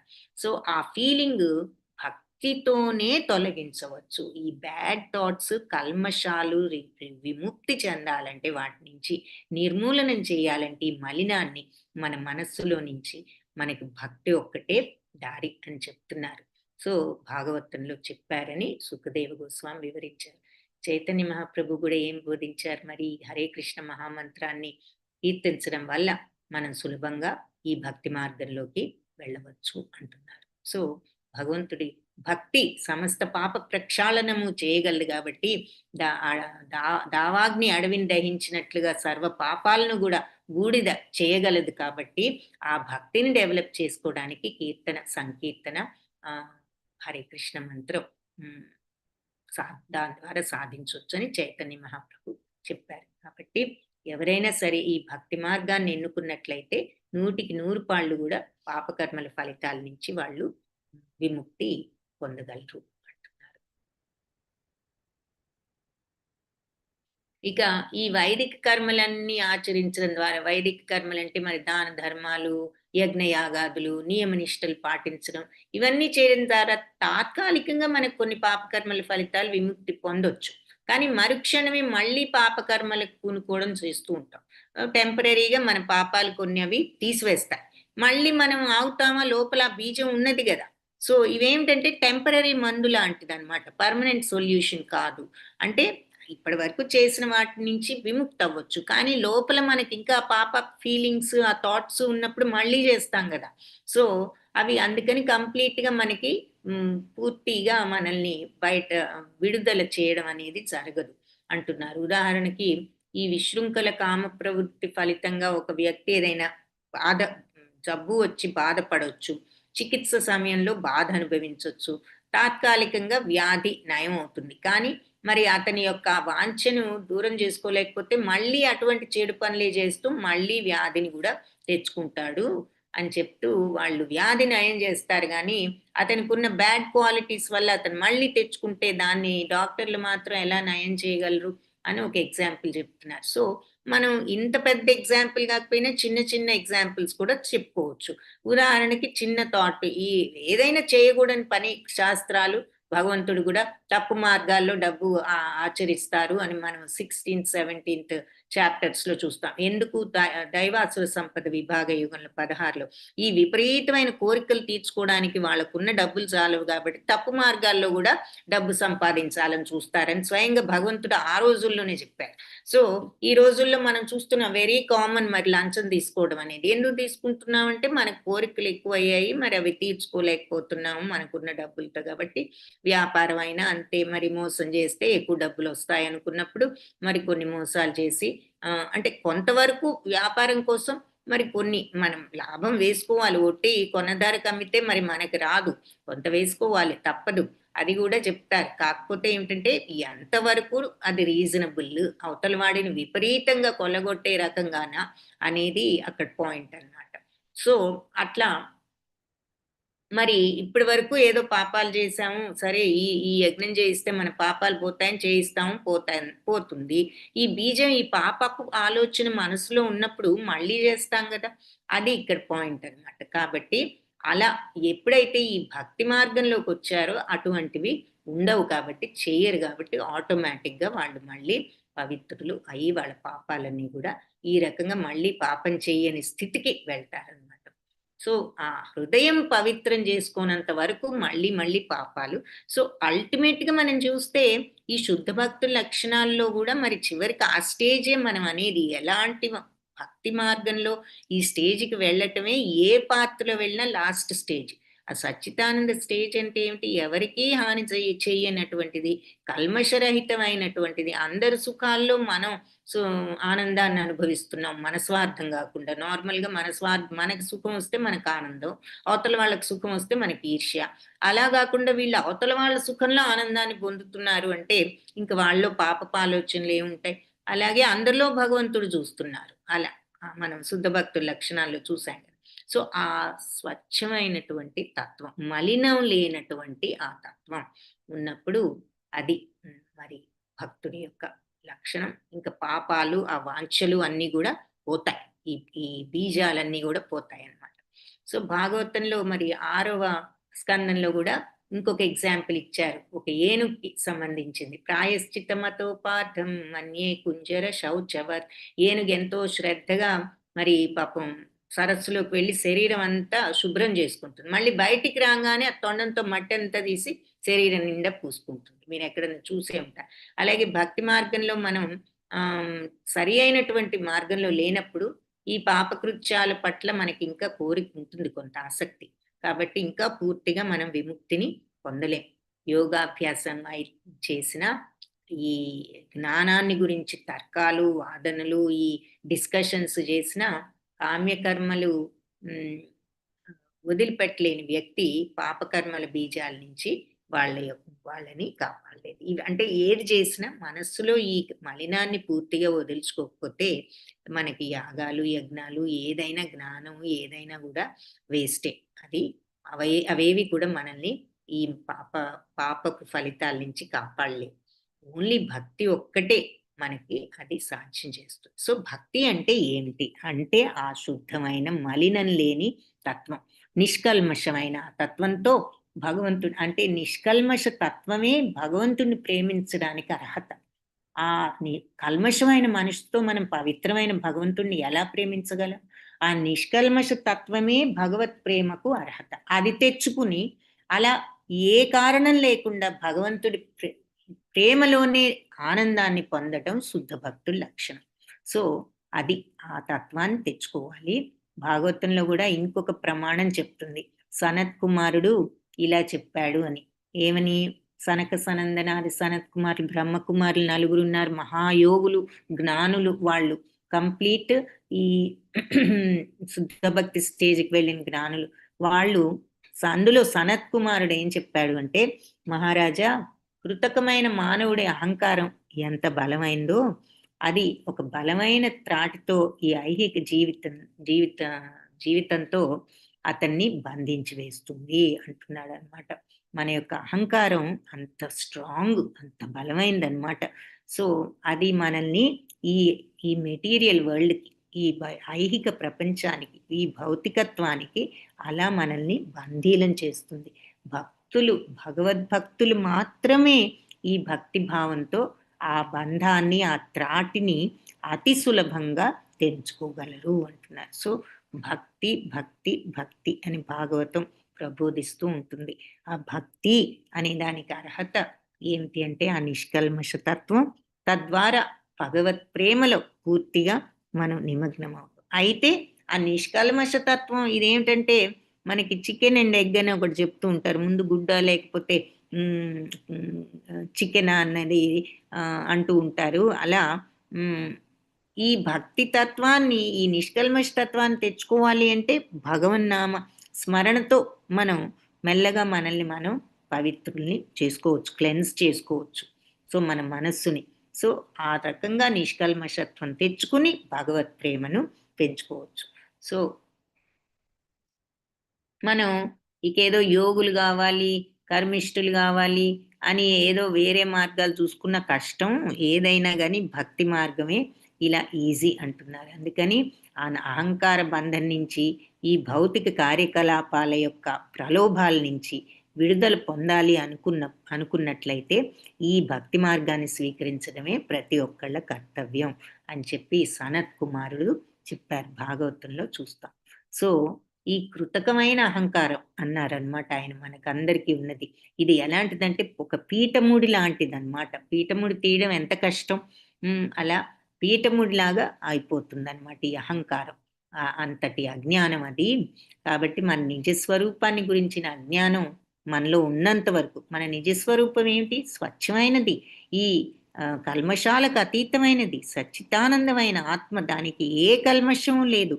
మన మైండ్లో ఉన్నవి ఈ కల్మషాలన్నీ. అందుకే మనం ఆ ఆత్మతత్వాన్ని చూడలేకపోతున్నాం. సో నిజస్వరూపం ఏమిటి అంటే మన అందరి సచ్చిదానందం. దాని గురించి కానీ మనకు అజ్ఞానంగా ఉంది. ఆ నిజస్వరూపాన్ని మనం ఎక్స్పీరియన్స్ చేయలేకపోతున్నాం. అదే మన అజ్ఞానం. ఎప్పుడైతే ఎక్స్పీరియన్స్ చేస్తామో చిత్, అదే అవేర్నెస్. అంటే ఆ నిజతత్వాన్ని తెలుసుకున్న అవేర్నెస్, సత్తుని తెలుసుకున్న చిత్తు వచ్చినప్పుడు ఆ మూడవది సచ్చిత్తానందాలో ఉన్న ఆనందం వస్తుంది అనమాట. సో ఈ నిజస్వరూపాన్ని, ఆ సత్తుని తెలుసుకొని అజ్ఞానంలో మనం ఉన్నంత వరకు ఇలా అపమార్గాల్లోనే ఉంటాము, భవబంధాల్లో చిక్కుకుంటాము. ఇక తప్పదు. నిజ స్థితిని గురించిన ఈ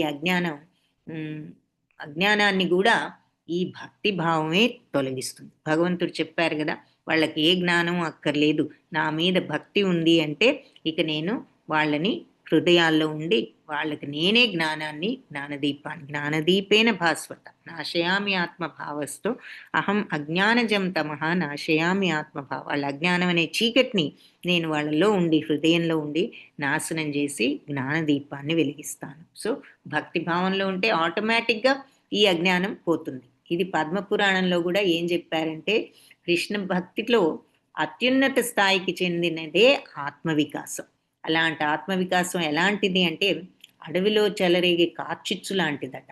అశుభకామనలన్నీ అనేటటువంటి సర్పాలన్నీ కూడా అందులో దహించి వేయబడతాయి. సో ఆత్మవికాసం ఒక ప్రకాశవంతమైన అగ్నిగా మనం ఊహించుకున్నట్లయితే మన యొక్క పాపాలన్నీ కూడా అందులో కామ సర్పాలన్నీ కూడా అందులో దహనం అయితే ఎలా దహనం అవుతాయో అలా మన అశుభ కామనలు అంటే బ్యాడ్ డిజైర్స్ అన్నీ కూడా అందులో కరిగిపోతాయి, భస్మం అయిపోతాయి. అంటే పవిత్రం అయిపోతాం, బ్యాడ్ ఆలోచనలన్నీ పోతాయి అన్నమాట. ఆ భక్తిలో ఆ ఆత్మ వికాసం గనక మనకి వచ్చినప్పుడు ఆటోమేటిక్గా వాళ్ళు పవిత్రులు అవుతారు. ఇక్కడ చూపిన ఎగ్జాంపుల్స్లో కూడా ఒక అడవిలో దావాననం అని ఇందాక చెప్పాము. అలాగే ఒక పెద్ద మరి అడవిలో అగ్ని వచ్చిందనుకోండి, అడవిలో ఉన్న సర్పాలు అన్నీ కూడా పోతాయి కదా. అలాగే మరి మరి అడవిలో ఎన్నో పాములు ఇవన్నీ ఉంటాయి, అవన్నీ కూడా అప్పుడు పోవచ్చు అంటుకున్నాయి అంటే. కాబట్టి మిగిలిన జంతువులు ఉన్నాయంటే కనీసం అవి పారిపోవడానికైనా ట్రై చేస్తాయి. ఇవేంటంటే ఇవి ఆకులు వాటిల్లో కింద ఉంటాయి కాబట్టి ఇవి వెంటనే కూడా అగ్ని వచ్చిందంటే సర్పాలన్నీ వెంటనే ఆహుతి అయిపోతాయి. కాబట్టి భక్తి అనేటటువంటి కార్చిచ్చు కూడా అజ్ఞానం అనే సర్పాన్ని తక్షణమే అది మట్టు పెట్టగలదు అంటున్నారనమాట. ఆ భక్తి భావం అనేది ప్రజ్వలింది అంటే ఈ అజ్ఞానం అనేది ఆ రకంగా భస్మం అయిపోతుంది అని చెప్తున్నారు. సో ఇది ఫస్ట్ పాయింట్ అన్నమాట. ఏది మొట్టమొదటి చూశాను, శుద్ధ భక్తి ఐహిక యాతనలన్నిటి నుంచి మనకి విముక్తి కలిగిస్తుంది అని మొట్టమొదటి పాయింట్. నెక్స్ట్ పాయింట్ కృష్ణ చైతన్యం సర్వశుభప్రదం. కాబట్టి శుభానికి ఒక ఎగ్జాంపుల్ చెప్పారు. శుభం అనే మాటకి రూప గోస్వామి. శుభం అంటే ప్రపంచంలో అందరూ సంక్షేమంగా ఉండడం, మంచి పనులతో వాళ్ళంతా సుఖంగా ఉండడం మామూలుగా జనరల్గా దాని మీనింగ్.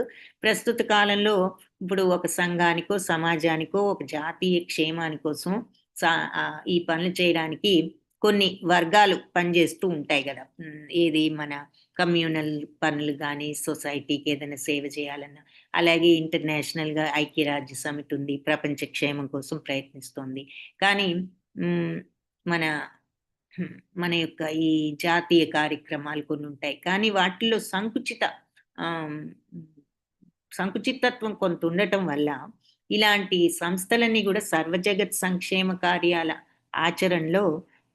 ఆచరణ వాళ్లకు సాధ్యం అవడం లేదు. ఎందుకంటే ప్రతి దాంట్లో కొంత సంకుచితత్వం ఉన్నది కాబట్టి ఈ భగవద్భక్తి అనేటటువంటి కృష్ణ చైతన్య ఉద్యమం సర్వమానవ జాతికి అత్యున్నత ప్రయోజనాన్ని సాధింపగలదు అంటున్నారనమాట. ఎందుకంటే ప్రతి వ్యక్తి ఈ ఉద్యమం వైపుకి ఆకర్షింపబడొచ్చు, ప్రతి వ్యక్తి కూడా దీని లాభాలను పొందొచ్చు. అందుకే రూపగోస్వామి గొప్ప విద్వాంసులు ప్రపంచవ్యాప్తంగా భక్తి సేవ రూపమైన కృష్ణ చైతన్యోద్యమం ప్రచారం చేయడమే అత్యుత్తమైన మానవ సంక్షేమ కార్యక్రమం. అంటే పాయింట్ ఈ కృష్ణ చైతన్యం సర్వశుభప్రదం అనేది చెప్తూ దాని గురించి ఈ ఏ రకంగా మనం అందరికీ ఈ విషయాన్ని చెప్పొచ్చు అని అంటున్నారు. సో పద్మ పురాణంలో కూడా ఈ భక్తితో ఎటువంటి ఆనందాన్ని పొందొచ్చు అని ఏం చెప్పారంటే, పరిపూర్ణ కృష్ణ చైతన్యంతో భక్తిలో ఉన్న వ్యక్తి ప్రపంచమంతటికి కూడా సేవ చేస్తున్న వాడిగాను, ప్రపంచంలో ప్రతి వ్యక్తిని ఆనందించపరిచేవాడిగాను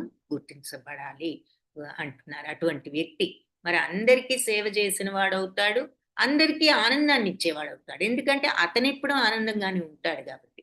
సో ఈ ఒక వ్యక్తి మానవులకే కాదు, వృక్షానికి, జంతువులకి కూడా ఆనందాన్ని ఇస్తాడు. ఎందుకు? అందరితో మృదువుగా ఉంటాడు కాబట్టి ఆ భక్తుడు.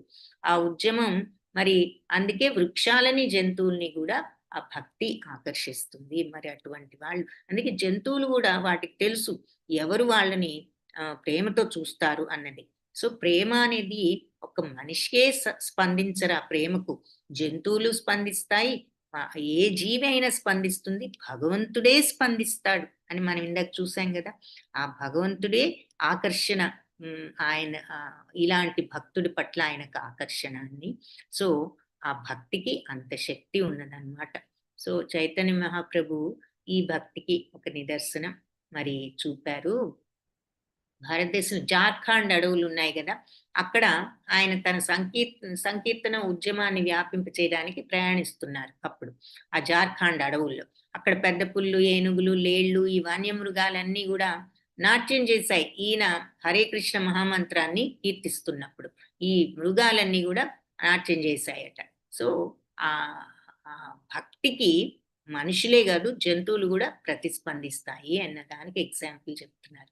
ఇంకొక విచిత్రం ఏమిటి అంటే, ఇలా భక్తిలో నిమగ్నమైన వ్యక్తి సాధారణంగా దేవతల్లో కనిపించే లక్షణాలన్నీ వాళ్ళల్లో ఉంటాయి, దైవ గుణాలు మరి అలాంటి భక్తుడికి.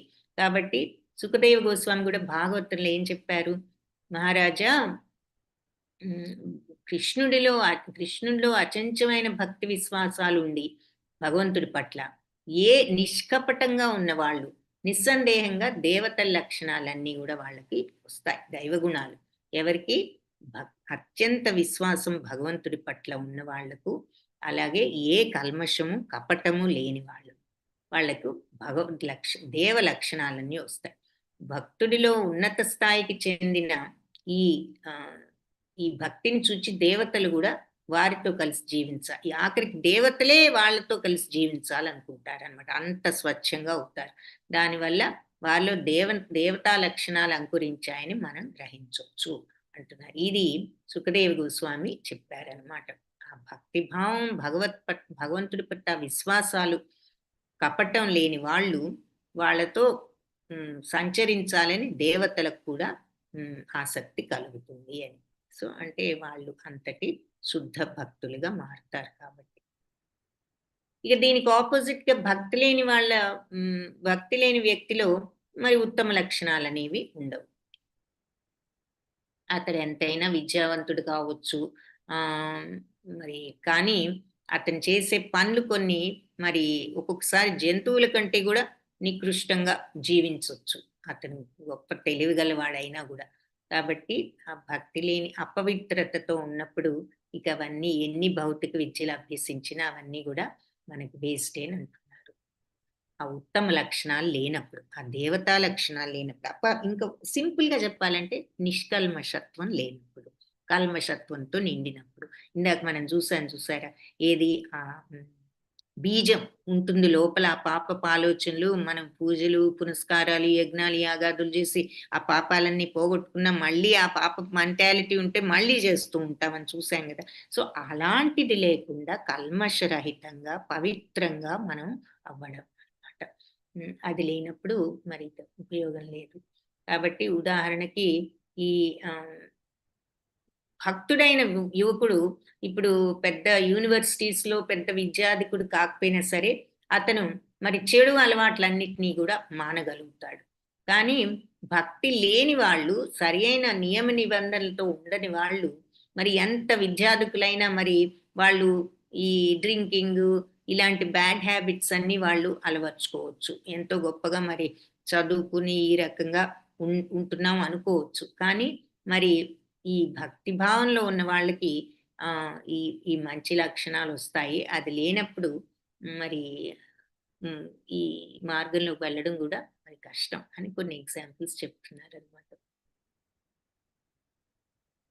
ఈ బ్యాడ్ క్వాలిటీస్‌కి భక్తి ఉన్నప్పుడు దూరంగా ఉంటారు యంగ్ పీపుల్ గూడా అని చెప్తున్నారు. ఆ రకంగా విముక్తులవుతారు.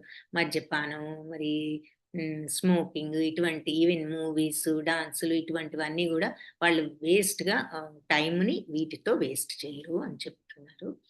సో, ఇవన్నీ మనకి యాక్చువల్‌గా సింపుల్‌గా మనం తెలుసుకునే ఎగ్జాంపుల్సే. భావం ఏంటి అంటే సరి అయినటువంటి పద్ధతిలో, మనం సరి అయిన మార్గంలో ముందు కల్మషం లేకుండా ఉండాలి. శాంతంగా ఉంటే నువ్వు దేవుడివని నీవే గుర్తించగలవని యోగ మార్గం చెప్తోంది. మనం మరి ప్రశాంతంగా, నిశ్శబ్దంగా ఒక అరగంట కూడా మనం కూర్చోలేం. ఏదైనా మెడిటేట్ చేద్దామన్నా, ధ్యానం చేద్దామన్నా, ఇంకా ఈ ప్రస్తుత మార్గం వాళ్ళకి ఇంకా కష్టం అలా క్వైట్‌గా కూర్చోటం. ఇంక వాళ్ళేమి క్వైట్‌గా ఇంతసేపు కూర్చోగలుగుతారు. ఆ యోగ సాధన మళ్ళీ అయిన వెంటనే మళ్ళీ వాళ్ళు వేరే వాళ్ళ రొటీన్‌లోకి వెళ్ళిపోయి, మళ్ళీ ఏది ఆల్కహాలు ఇటువంటివి మీట్ ఈటింగ్ చేయొచ్చు.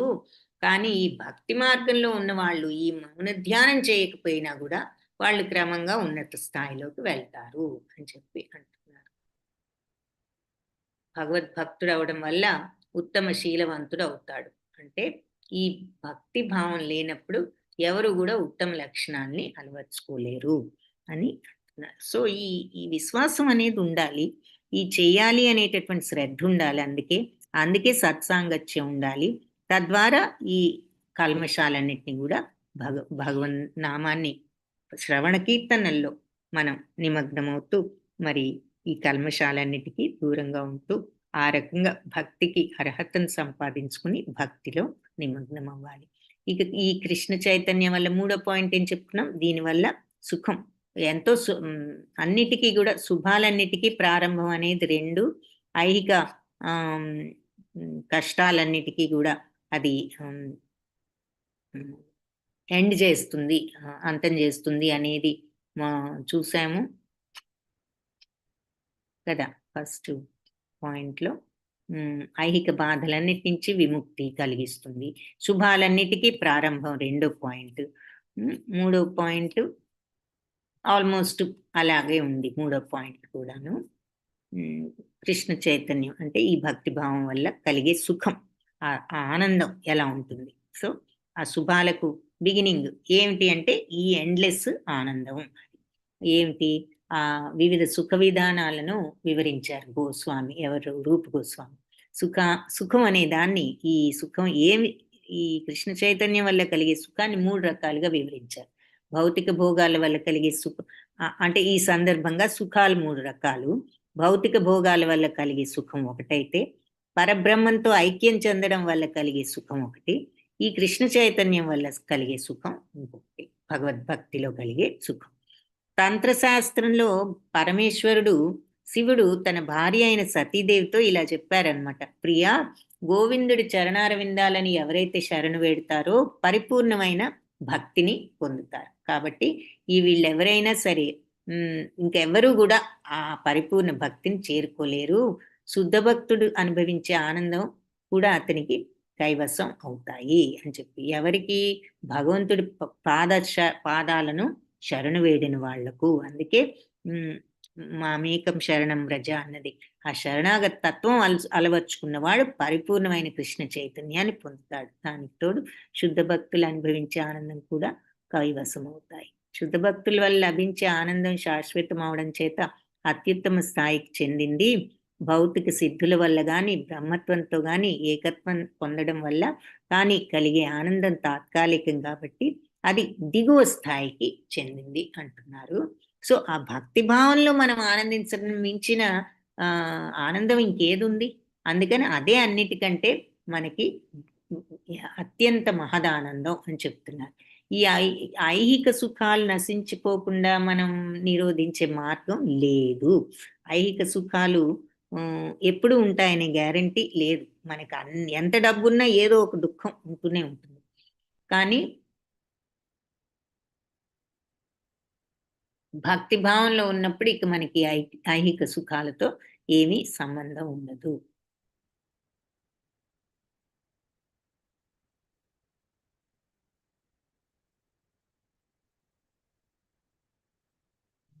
అలాగే మరి కొంతమంది అంటే గురి అనేది ఒక ఫోకస్ అనేది గమ్యం అనేది లేకుండా భక్తి ఉన్నప్పుడు మనకి గోల్ అనేది ఉండాలి. అది లేనప్పుడు మనకి ఆ భక్తిలో దిగడం కూడా కష్టం.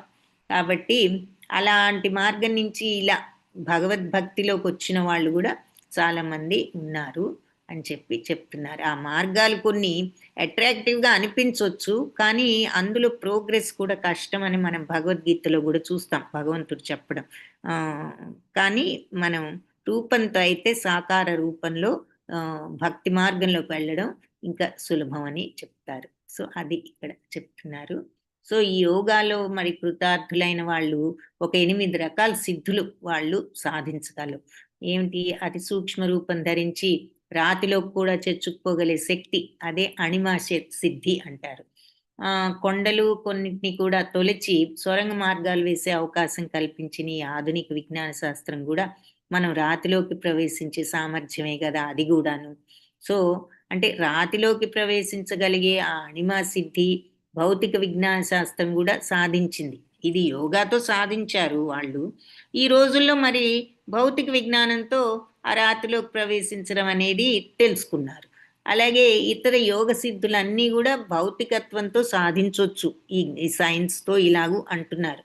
కానీ ఇలా శరీరం ఇప్పుడు ఉదాహరణకి ఇంకొకటేమిటంటే యోగ సిద్ధి లఘిమా శక్తి అంటారు. అంటే శరీరం తేలికైపోయి నీటిలోను, గాలిలోను తేలవచ్చు ఈ యోగ శక్తితో. ఈ లఘిమా శక్తితో. అది గూడా ఆధునికవేత్తలు మరి సాధించారు. వాళ్ళు గాల్లో ఎగురుతున్నారు ఎయిర్‌ప్లేనుల ద్వారా. నీటిలో మరి మనం షిప్స్ ఇంకా ఈ తెప్పలు తర్వాత మరి స్విమ్మర్స్ వాళ్ళు రకరకాల వాటితో నీటిలో గూడా తేలుతున్నారు. సో, నీటి అడుగును గూడా వెళ్తున్నారుగా. డైవింగు, స్కూబా డైవింగు వాళ్ళేవో ఆక్సిజన్ ట్యాంక్స్ తగిలించుకొని కిందకి వెళ్తారు. సో, అవన్నీ గూడా చేయగలుగుతున్నారు. కాబట్టి ఇలా యోగ శక్తుల వల్ల మనకు ప్రత్యేకంగా మనం సాధించేదేమీ లేదు. మామూలు భౌతికత్వంలో ఉన్నవాళ్ళు గూడా ఈ శక్తుల్ని సాధించొచ్చు. కానీ భక్తి ద్వారానే భగవంతుడితో మన సంబంధాన్ని అందుకని ఏర్పరచుకోవాలి అని చెప్తున్నారు. ఈ యోగ సిద్ధుల్లో కొన్ని భౌతిక శాస్త్రవేత్తలు కొన్ని సాధించలేదు. అన్నీ సాధించారని గాదు. కొన్ని శక్తులు సాధించారు. ఉదాహరణకి ఇప్పుడు యోగ సిద్ధుడు సూర్యకిరణాల ద్వారా సూర్యగోళంలో గూడా ప్రవేశించగలడు.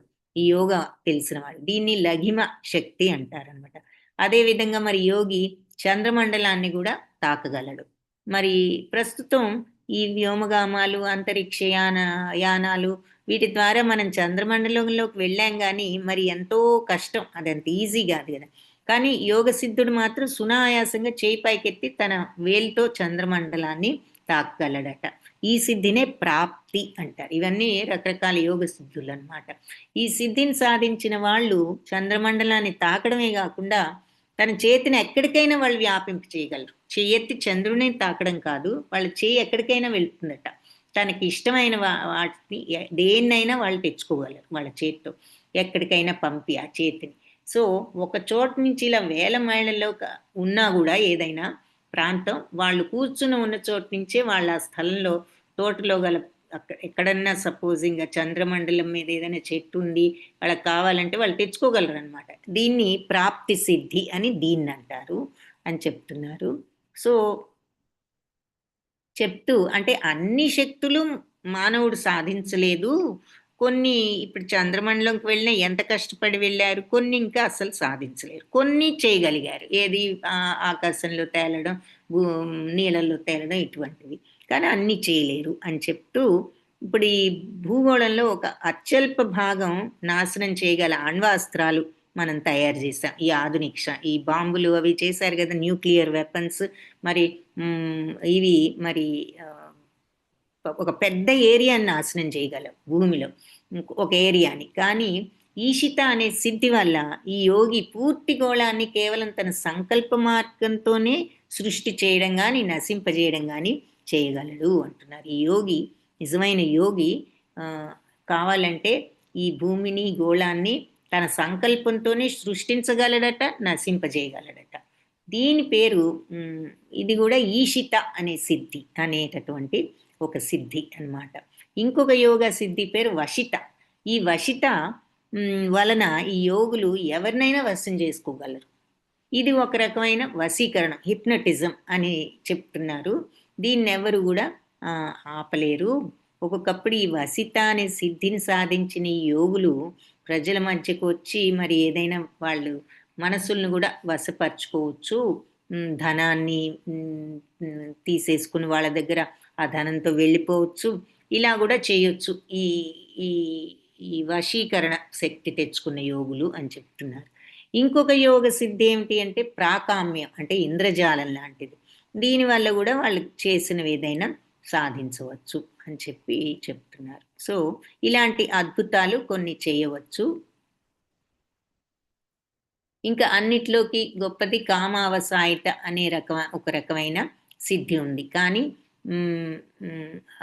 అట్లా ఏదైనా చేయగలరు. కానీ ప్రాకామ్య సిద్ధి ప్రకృతి నియమాలకు లోబడే అద్భుతాలను సృష్టిస్తూ తోడ్పడుతూ ఉంటుంది. ఈ కామావసాయిత ప్రకృతి విరుద్ధాలైన కార్యాలను కూడా సాధిస్తుంది. అసాధ్యమైన విసాధ్యం చేస్తుంది. అలా చేయగలరు అని చెప్తున్నారు.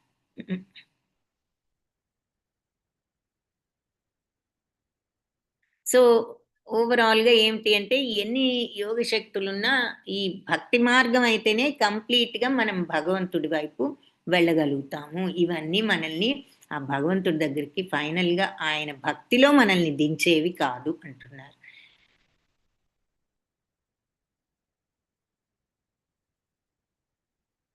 ఇప్పుడు ఒక చక్కటి ఇల్లు, కుటుంబం, మరి ఇవన్నీ సౌకర్యాలు అనుభవిస్తూ మనం సుఖంగా ఉంటున్నాం అని అనుకోవచ్చు. కానీ ఆ సౌఖ్యం నుంచి ఎప్పుడైనా మనం భ్రష్టులం అవ్వవచ్చు.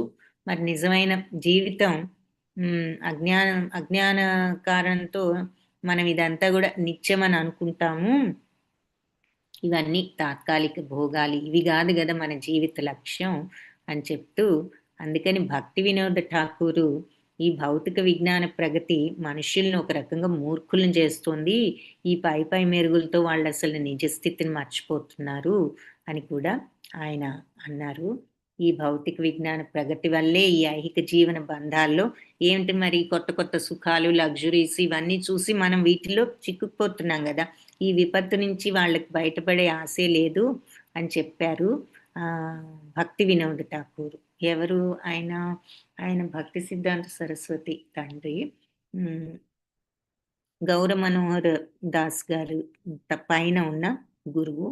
సో ఈ హరిభక్త సుధోదయంలో శుద్ధ భక్తుడైన ప్రహ్లాద్ మహారాజు నరసింహ భగవంతుణ్ణి ఏం ప్రార్థించాడు అంటే, ప్రభు నాకు నీ పట్ల భక్తి దృఢం కావాలని మాత్రమే నీ పాదకమలాల వద్ద నేను మళ్ళీ వినపం చేసుకుంటున్నాను. నా వినపం ఏమిటంటే నా కృష్ణ చైతన్యం మరింత దృఢత్వం కలిగి స్థిరం అవ్వాలి. ఎందుకంటే కృష్ణ చైతన్యం వల్ల, భక్తియుక్త సేవ వల్ల లభించే ఆనందం సర్వోత్కృష్టం కాబట్టి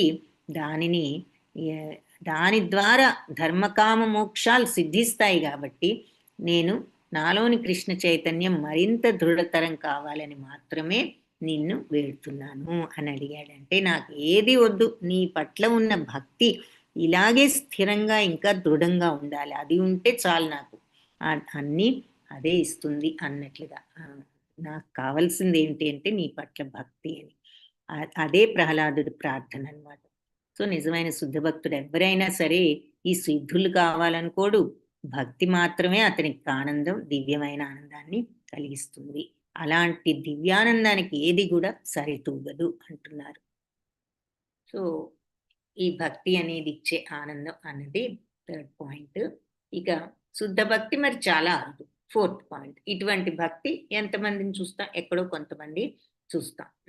సో చైతన్యం చరితామృతం మధ్యలీల్లో ఏం చెప్పారంటే, శుద్ధ భక్తుడు ఆధ్యాత్మిక ఆచార్యుడి యొక్క అనుగ్రహం వల్ల, భగవంతుడి అనుగ్రహం వల్ల మాత్రమే ఈ భక్తి ఎవరికైనా ప్రాప్తించగలదు, ఇంకొక దారి లేదు. సో గురువు గారు భగవంతుడి యొక్క అనుగ్రహం. సో అందుకే భగవంతుడిని శరణు వేడటం. ఆ శరణు వేడటానికి మనం ఈ రకంగా భగవన్నామంతో మనల్ని మనం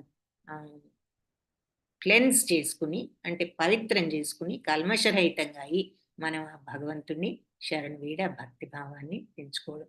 సో శుద్ధ భక్తి చాలా అరుదు అని తంత్రశాస్త్రం కూడా చెప్తుంది. 5వది బ్రహ్మైక్యం వల్ల పొందే సుఖం.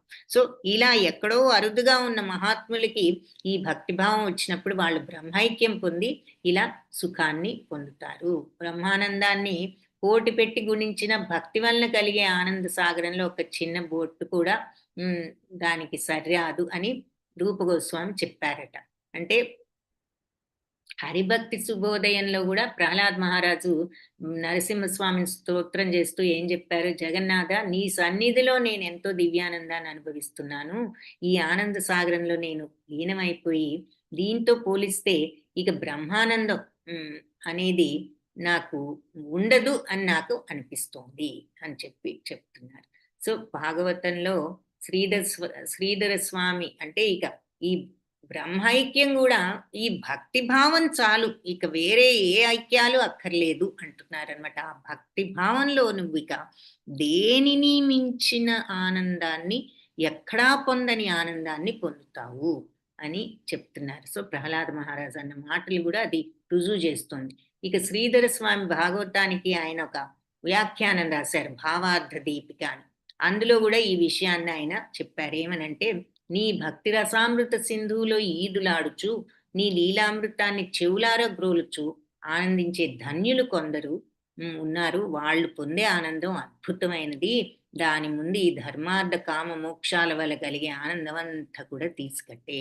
మోక్షం వల్ల ఆనందాన్ని ప్రాప్తిని పొందొచ్చేమో గాని ఈ భక్తిలో తేలుతున్నప్పుడు, ఈ భక్తి రసామృతంలో అది ఇచ్చే ఆనందం ముందు ఆ మోక్షానందం కూడా తీసుకట్టేనంటున్నారు అనమాట. అలాంటి శుద్ధ భక్తుడు భక్తి రసానందం కంటే వేరే ఆనందాన్ని దేన్నైనా తృణప్రాయమే అనుకుంటాడు. ఎందుకంటే ఆ భక్తి రసంలో ఉన్న ఆనందం ఏంటో అతను చవి చూడగలిగాడు కాబట్టి. ఇక లాస్ట్ పాయింట్, ఇలాంటి భక్తే శ్రీకృష్ణుణ్ణి ఆకర్షిస్తుంది అని. సో రూప గోస్వామి చెప్పారు, మనం చూసాము. భగవంతుడు అందరినీ కూడా ఆకర్షిస్తాడు. ఆయనను ఆకర్షించేది ఏమిటి అంటే ఈ భక్తి, ఈ శుద్ధ భక్తి. పరాకాష్ఠ దశలో భక్తి సేవకు ప్రతీక ఎవరు? రాధారాణి. కాబట్టి శ్రీకృష్ణుణ్ణి మదనమోహనుడు అంటారు. అంటే వేల కొలది మన్మధుల ఆకర్షణను కూడా జయింప చాలనంత ఆకర్షణ గలవాడు మదనమోహనుడు. అంటే 1000 మంది మన్మధులుంటే ఎంత ఆకర్షణీయంగా ఉంటారో వాళ్ళ ఆకర్షణ కూడా భగవంతుడి ఆకర్షణ ముందు పనికిరాదట. కానీ రాధారాణి అంతకంటే ఎక్కువ ఆకర్షణ ఉన్నది. ఎందుకు? ఆవిడ అలాంటి భగవంతుణ్ణి కూడా ఈవిడ ఆకర్షించగలదు కాబట్టి. అందుకే భక్తులు ఆవిడని ఏమంటారు? మదనమోహన మోహిని అంటారనమాట. మన్మధుణ్ణి ఆకర్షించే అటువంటి మదనమోహన మోహిని, మన్మధుణ్ణి ఆకర్షించు భగవానుడి సైతము ఆకర్షింపగలదు అని అంటున్నారు. సో మన్మధుణ్ణే ఆకర్షించగల భగవంతుణ్ణి ఆవిడ ఆకర్షించగలదు కాబట్టి ఆవిడ మదనమోహన మోహిని. సో భక్తితో ఉండడం అంటే అందుకే రాధారాణి అడుగుజాడల్లో నడుచుకోవడం అని అర్థం. ఆవిడని ఫాలో అయితే మనకి భక్తి మార్గం చెప్తుంది. ఆవిడ బృందావనంలో భక్తులందరూ భక్తిలో సంసిద్ధిని సాధించడానికి అందుకే రాధారాణిని ఆశ్రయిస్తారు. మనం మరి భక్తి మార్గంలోకి వెళ్ళడానికి భక్తులకు సేవ చేయాలని చూసాం కదా, భక్త సాంగత్యం. అలా అల్టిమేట్ భక్తురాలు భగవంతుడిని ఆకర్షించిన ఆయన శక్తికే ప్రతీక అయిన రాధారాణిని ఆశ్రయించితే మనకి భక్తి ఆ భావాన్ని ఆవిడ క్రియేట్ చేయటానికి సహాయపడుతుందని. కాబట్టి ఈ భక్తి అనేది ఎలాంటిదంటే ఏదో ఈ మెటీరియల్ వరల్డ్కి సంబంధించిన విషయం కాదు, ఈ భౌతిక ప్రపంచానికి సంబంధించిన విషయం కాదు. ఇది భౌతిక ప్రపంచపు ప్రలోభాలు, ఐహిక వాంఛలు అన్నిటికీ అతీతంగా ఉన్న శుద్ధ భక్తి. కాబట్టి అది రాధారాణియే నడుపుతున్న కార్యకలాపం. ఆవిడ అటువంటి భక్తురాలు, ఆవిడచే నడపబడుతుంది ఈ భక్తి. కాబట్టి మహాత్ములైన వాళ్ళు మరి ఆ రాధారాణి సంరక్షణలో ఉంటారని భగవద్గీత కూడా స్పష్టం చేస్తోంది. మహాత్మానస్తు మాం పార్థ దైవీం ప్రకృతిం ఆశ్రితాః. అందుకని భగవంతుడి యొక్క ఆంతరంగిక శక్తిని ఆశ్రయిస్తారు. అంటే ఆయన ఆంతరంగిక శక్తి ఎవరు అంటే రాధారాణి. కాబట్టి ఈ యొక్క ప్రత్యక్ష పర్యవేక్షణలో కొనసాగే ఈ భక్తి స్వయంగా భగవంతుడిని కూడా ఆకర్షింపగలదు. ఆయన ఆంతరంగిక శక్తిని ఆ పర్యవేక్షణలో చేయబడే భక్తి, అటువంటి భక్తి భగవంతుని కూడా ఆకర్షిస్తుంది అంటున్నారు.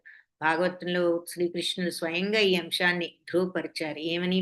ఉద్ధవా, మరి 11th క్యాంటోలో ఉద్ధవుడితో చెప్తున్నప్పుడు చెప్తారు, నా భక్తులు చేసే ఈ భక్తి నన్ను, నా భక్తులు ప్రదర్శించే ఈ భక్తి నన్ను ఆకర్షించినంతగా యోగ మార్గం గాని, తార్కిక జ్ఞానం గాని, కర్మకాండలు గాని, వేదాంత చర్చలు గాని, కఠోర తపస్సులు గాని, దానాలు గాని, ఏది చేసినా నాకు ఈ భక్తి అంత ప్రీతికరమైంది వేరే ఇంకొకటి లేదు. ఇవన్నీ కూడా మంచి పనులే, సత్కార్యాలే. కానీ ప్రేమతో చేసిన ఆ భక్తి, ప్రేమతో కూడిన ఆ భక్తి, దానికి సమంగా ఏదీ నన్ను ఆకర్షించలేదు. సో భగవంతుడి పట్ల ఆ నిష్కల్మష ప్రేమతత్వమే ఆయన అన్నిటికంటే ఆయన కోరుకునేది, ఆయన ఆకర్షింపబడేది. కాబట్టి భక్తుల యొక్క నిష్కల్మష ప్రేమ వల్లే భగవంతుడు ఎలా ఆకర్షింపబడతాడో మనం భాగవతంలో 7.10.48లో నారద మహర్షి కూడా వర్ణించారు. ప్రహ్లాద మహారాజు యొక్క శీల సంపదలను ప్రశంసిస్తూ యుధిష్ఠిర మహారాజుని నారదుడు సంబోధిస్తాడనమాట. యుధిష్ఠిరుడి దగ్గర ప్రహ్లాద్ మహారాజ్ గురించి చెప్తూ నారదులు, ఒక భక్తుడు ఇతర భక్తుల్ని ఎప్పుడు కూడా మెచ్చుకోడు, కానీ యుధిష్ఠిర మహారాజు ప్రహ్లాదుడి గుణగణాలను పొగుడతాడు. అప్పుడు శుద్ధ భక్తుని గుర్తింపదగ్గ లక్షణం అన్నమాట అది. సో శుద్ధ భక్తుడు నేనేదో గొప్పవాడిని ఎప్పుడు అనుకోడు. అందుకనే మరి ధర్మరాజు అంత చక్కగా ప్రహ్లాద్ మహారాజుని పొగడగలిగాడు. ఇతర భక్తుల కంటే నేనే అధికులనని, తనకంటే అధికులని నిజమైన భక్తుడు అలా అనుకుంటాడు. నాకంటే వాళ్ళు బెటరు అన్నట్లుగా, నేనేదో గొప్పవాడిని వాళ్ళు అనుకోరు. సో యుధిష్ఠిరుడు ఇలా అనుకున్నాడు అనమాట. ప్రహ్లాద మహారాజు నిజమైన భక్తుడు, నిజమైన భగవద్భక్తుడు నేను కాదు అని అనుకుంటున్నప్పుడు నారదుడు ఏమన్నాడంటే, యుధిష్ఠిర మహారాజా, ఈ ప్రపంచంలో మీ అంత అదృష్టవంతులు ఇంకెవ్వరు లేరు. మీ పాండవులంత అదృష్టవంతులు. దేవాదిదేవుడు ఈ భూమిపై అవతరించి ఒక సామాన్య మానవుళ్లాగా మీతో కలిసి తిరిగారు. సర్వకాల సర్వావస్థల్లోనూ మీతోనే ఉన్నారు. మీ మధ్య జీవించే ఇతరులను కూడా ఆయన కన్నుగప్పి తిరుగుతున్నారు. అంటే వాళ్ళ పక్కనే ఉన్న వాళ్ళకి తెలియడంలా, మరి వీళ్ళకి తెలుస్తోంది, వీళ్ళకాది ఆ అదృష్టం కలిగింది. సో సర్వకాల అవస్థల్లోనూ మీతో ఉన్నారు. ఇతరులు ఎవరు కూడా ఆయన్ని దేవాది దేవుడని అర్థం చేసుకోలేకపోయారు. వాళ్ళ కళ్ళు గప్పి మీతో ఉన్నారు. మేనబావగా, మిత్రుడిగా, దూతగా మీతో కలిసి మెలిసి ఆయన తిరిగారు. ఆఖరికి రథసారథిగా కూడా అంతగా భగవంతుడు వాళ్ళ పట్ల ఉన్నారనమాట. అంతకంటే అదృష్టం నిజంగా మరి నారదులు అన్నట్లు వాళ్ళ అదృష్టం అటువంటిది. అందుచేత ఈ లోకంలో మీ అంత ధన్యులు ఇంకెవ్వరూ లేరని మీరు తెలుసుకోవాలి అని నారదుడు అన్నారు. అప్పుడు భగవద్గీతలో మరి కృష్ణుడు విశ్వరూపాన్ని ప్రదర్శించినప్పుడు అర్జునుడు ఏమన్నాడు? ప్రియమైన కృష్ణ, నిన్నేదో నేను మేనభావాన్ని తలుచుకుని ఎన్నో అపరాధాలు చేశాను కదా, ఓ కృష్ణ యాదవ అంటూ, మిత్రమా అంటూ నిన్ను సంబోధిస్తూ, మరి నలుగురిలోనూ ఒంటరిగా ఉన్నప్పుడు ఎన్నో రకాలుగా పరిహసించాను. నా పాపాలు, నా ఊహకందనంతటి అపరిమేయుడు కదా నువ్వు, తెలియక నిన్ను ఎలా అన్నాను అని క్షమించమని అడుగుతాడు కదా. అది పాండవుల పరిస్థితి. మరి భగవంతుడు దేవాది దేవుడు సర్వాధికుడు అయినా కూడా మరి ఆ పాండవుల భక్తికి, సఖ్యతకు, ప్రేమకు మురిసి వారితో కలిసి జీవించారు అని చెప్తున్నారు. భక్తి యొక్క మహత్యానికి ఇదొక నిదర్శనం. అంటే భక్తుడికి భగవంతుడు ఎంతగా సేవ చేస్తారనేది వీళ్ళొక ఎగ్జాంపుల్ అన్నమాట. అది అలాంటి భక్తి మరి దేవదేవుడు పురుషోత్తముని కూడా ఆకర్షించగలదు. భగవంతుడు ఎంత గొప్పవాడో కానీ ఆయన్ని ఆకర్షింపగలిగేది కనుక ఆ భగవానుడి కంటే కూడా భక్తి గొప్పది. భగవంతుడు గొప్ప, కానీ భగవంతుడినే ఆకర్షించగల భక్తి ఇంకా గొప్పది. అందుకే రాధారాణి ఆ రకంగా ఆయనకి అంతరంగిక శక్తి, ఇంకా గొప్ప శక్తి అనే దానికి మీనింగ్ అదనమాట. భక్తి యొక్క మార్గంలో లేని వాళ్ళు భక్తిలో ఉన్న మహిమను అర్థం చేసుకోలేరు. భక్తి లేనప్పుడు ఇంకా మనకి ఆ భక్తి భావం లేనప్పుడు, భక్తి మీద ఆసక్తి లేనప్పుడు మనం ఆ భక్తిని దాని యొక్క మహిమను ఏం అర్థం చేసుకోగలుగుతాం? అది చెప్తున్నా. సో, 6 పాయింట్స్ ఇక్కడ వివరంగా ఫస్ట్ చాప్టర్‌లో చూసాము. సో, ఇంతటితో మరి ఈరోజు క్లాస్ ఎండ్ చేద్దాం. వాంఛాకల్పతరుభ్యశ్చ కృపా సింధుభ్య ఏవ చ పతితానాం పావనేభ్యో వైష్ణవేభ్యో నమో నమః. హరే కృష్ణ. క్వెషన్స్ ఏమి లేకపోతే మరి క్లాస్ ఎండ్ చేద్దాము. మాతాజీ యూట్యూబ్ లైవ్ లో ఉంది. తీస్తుంది.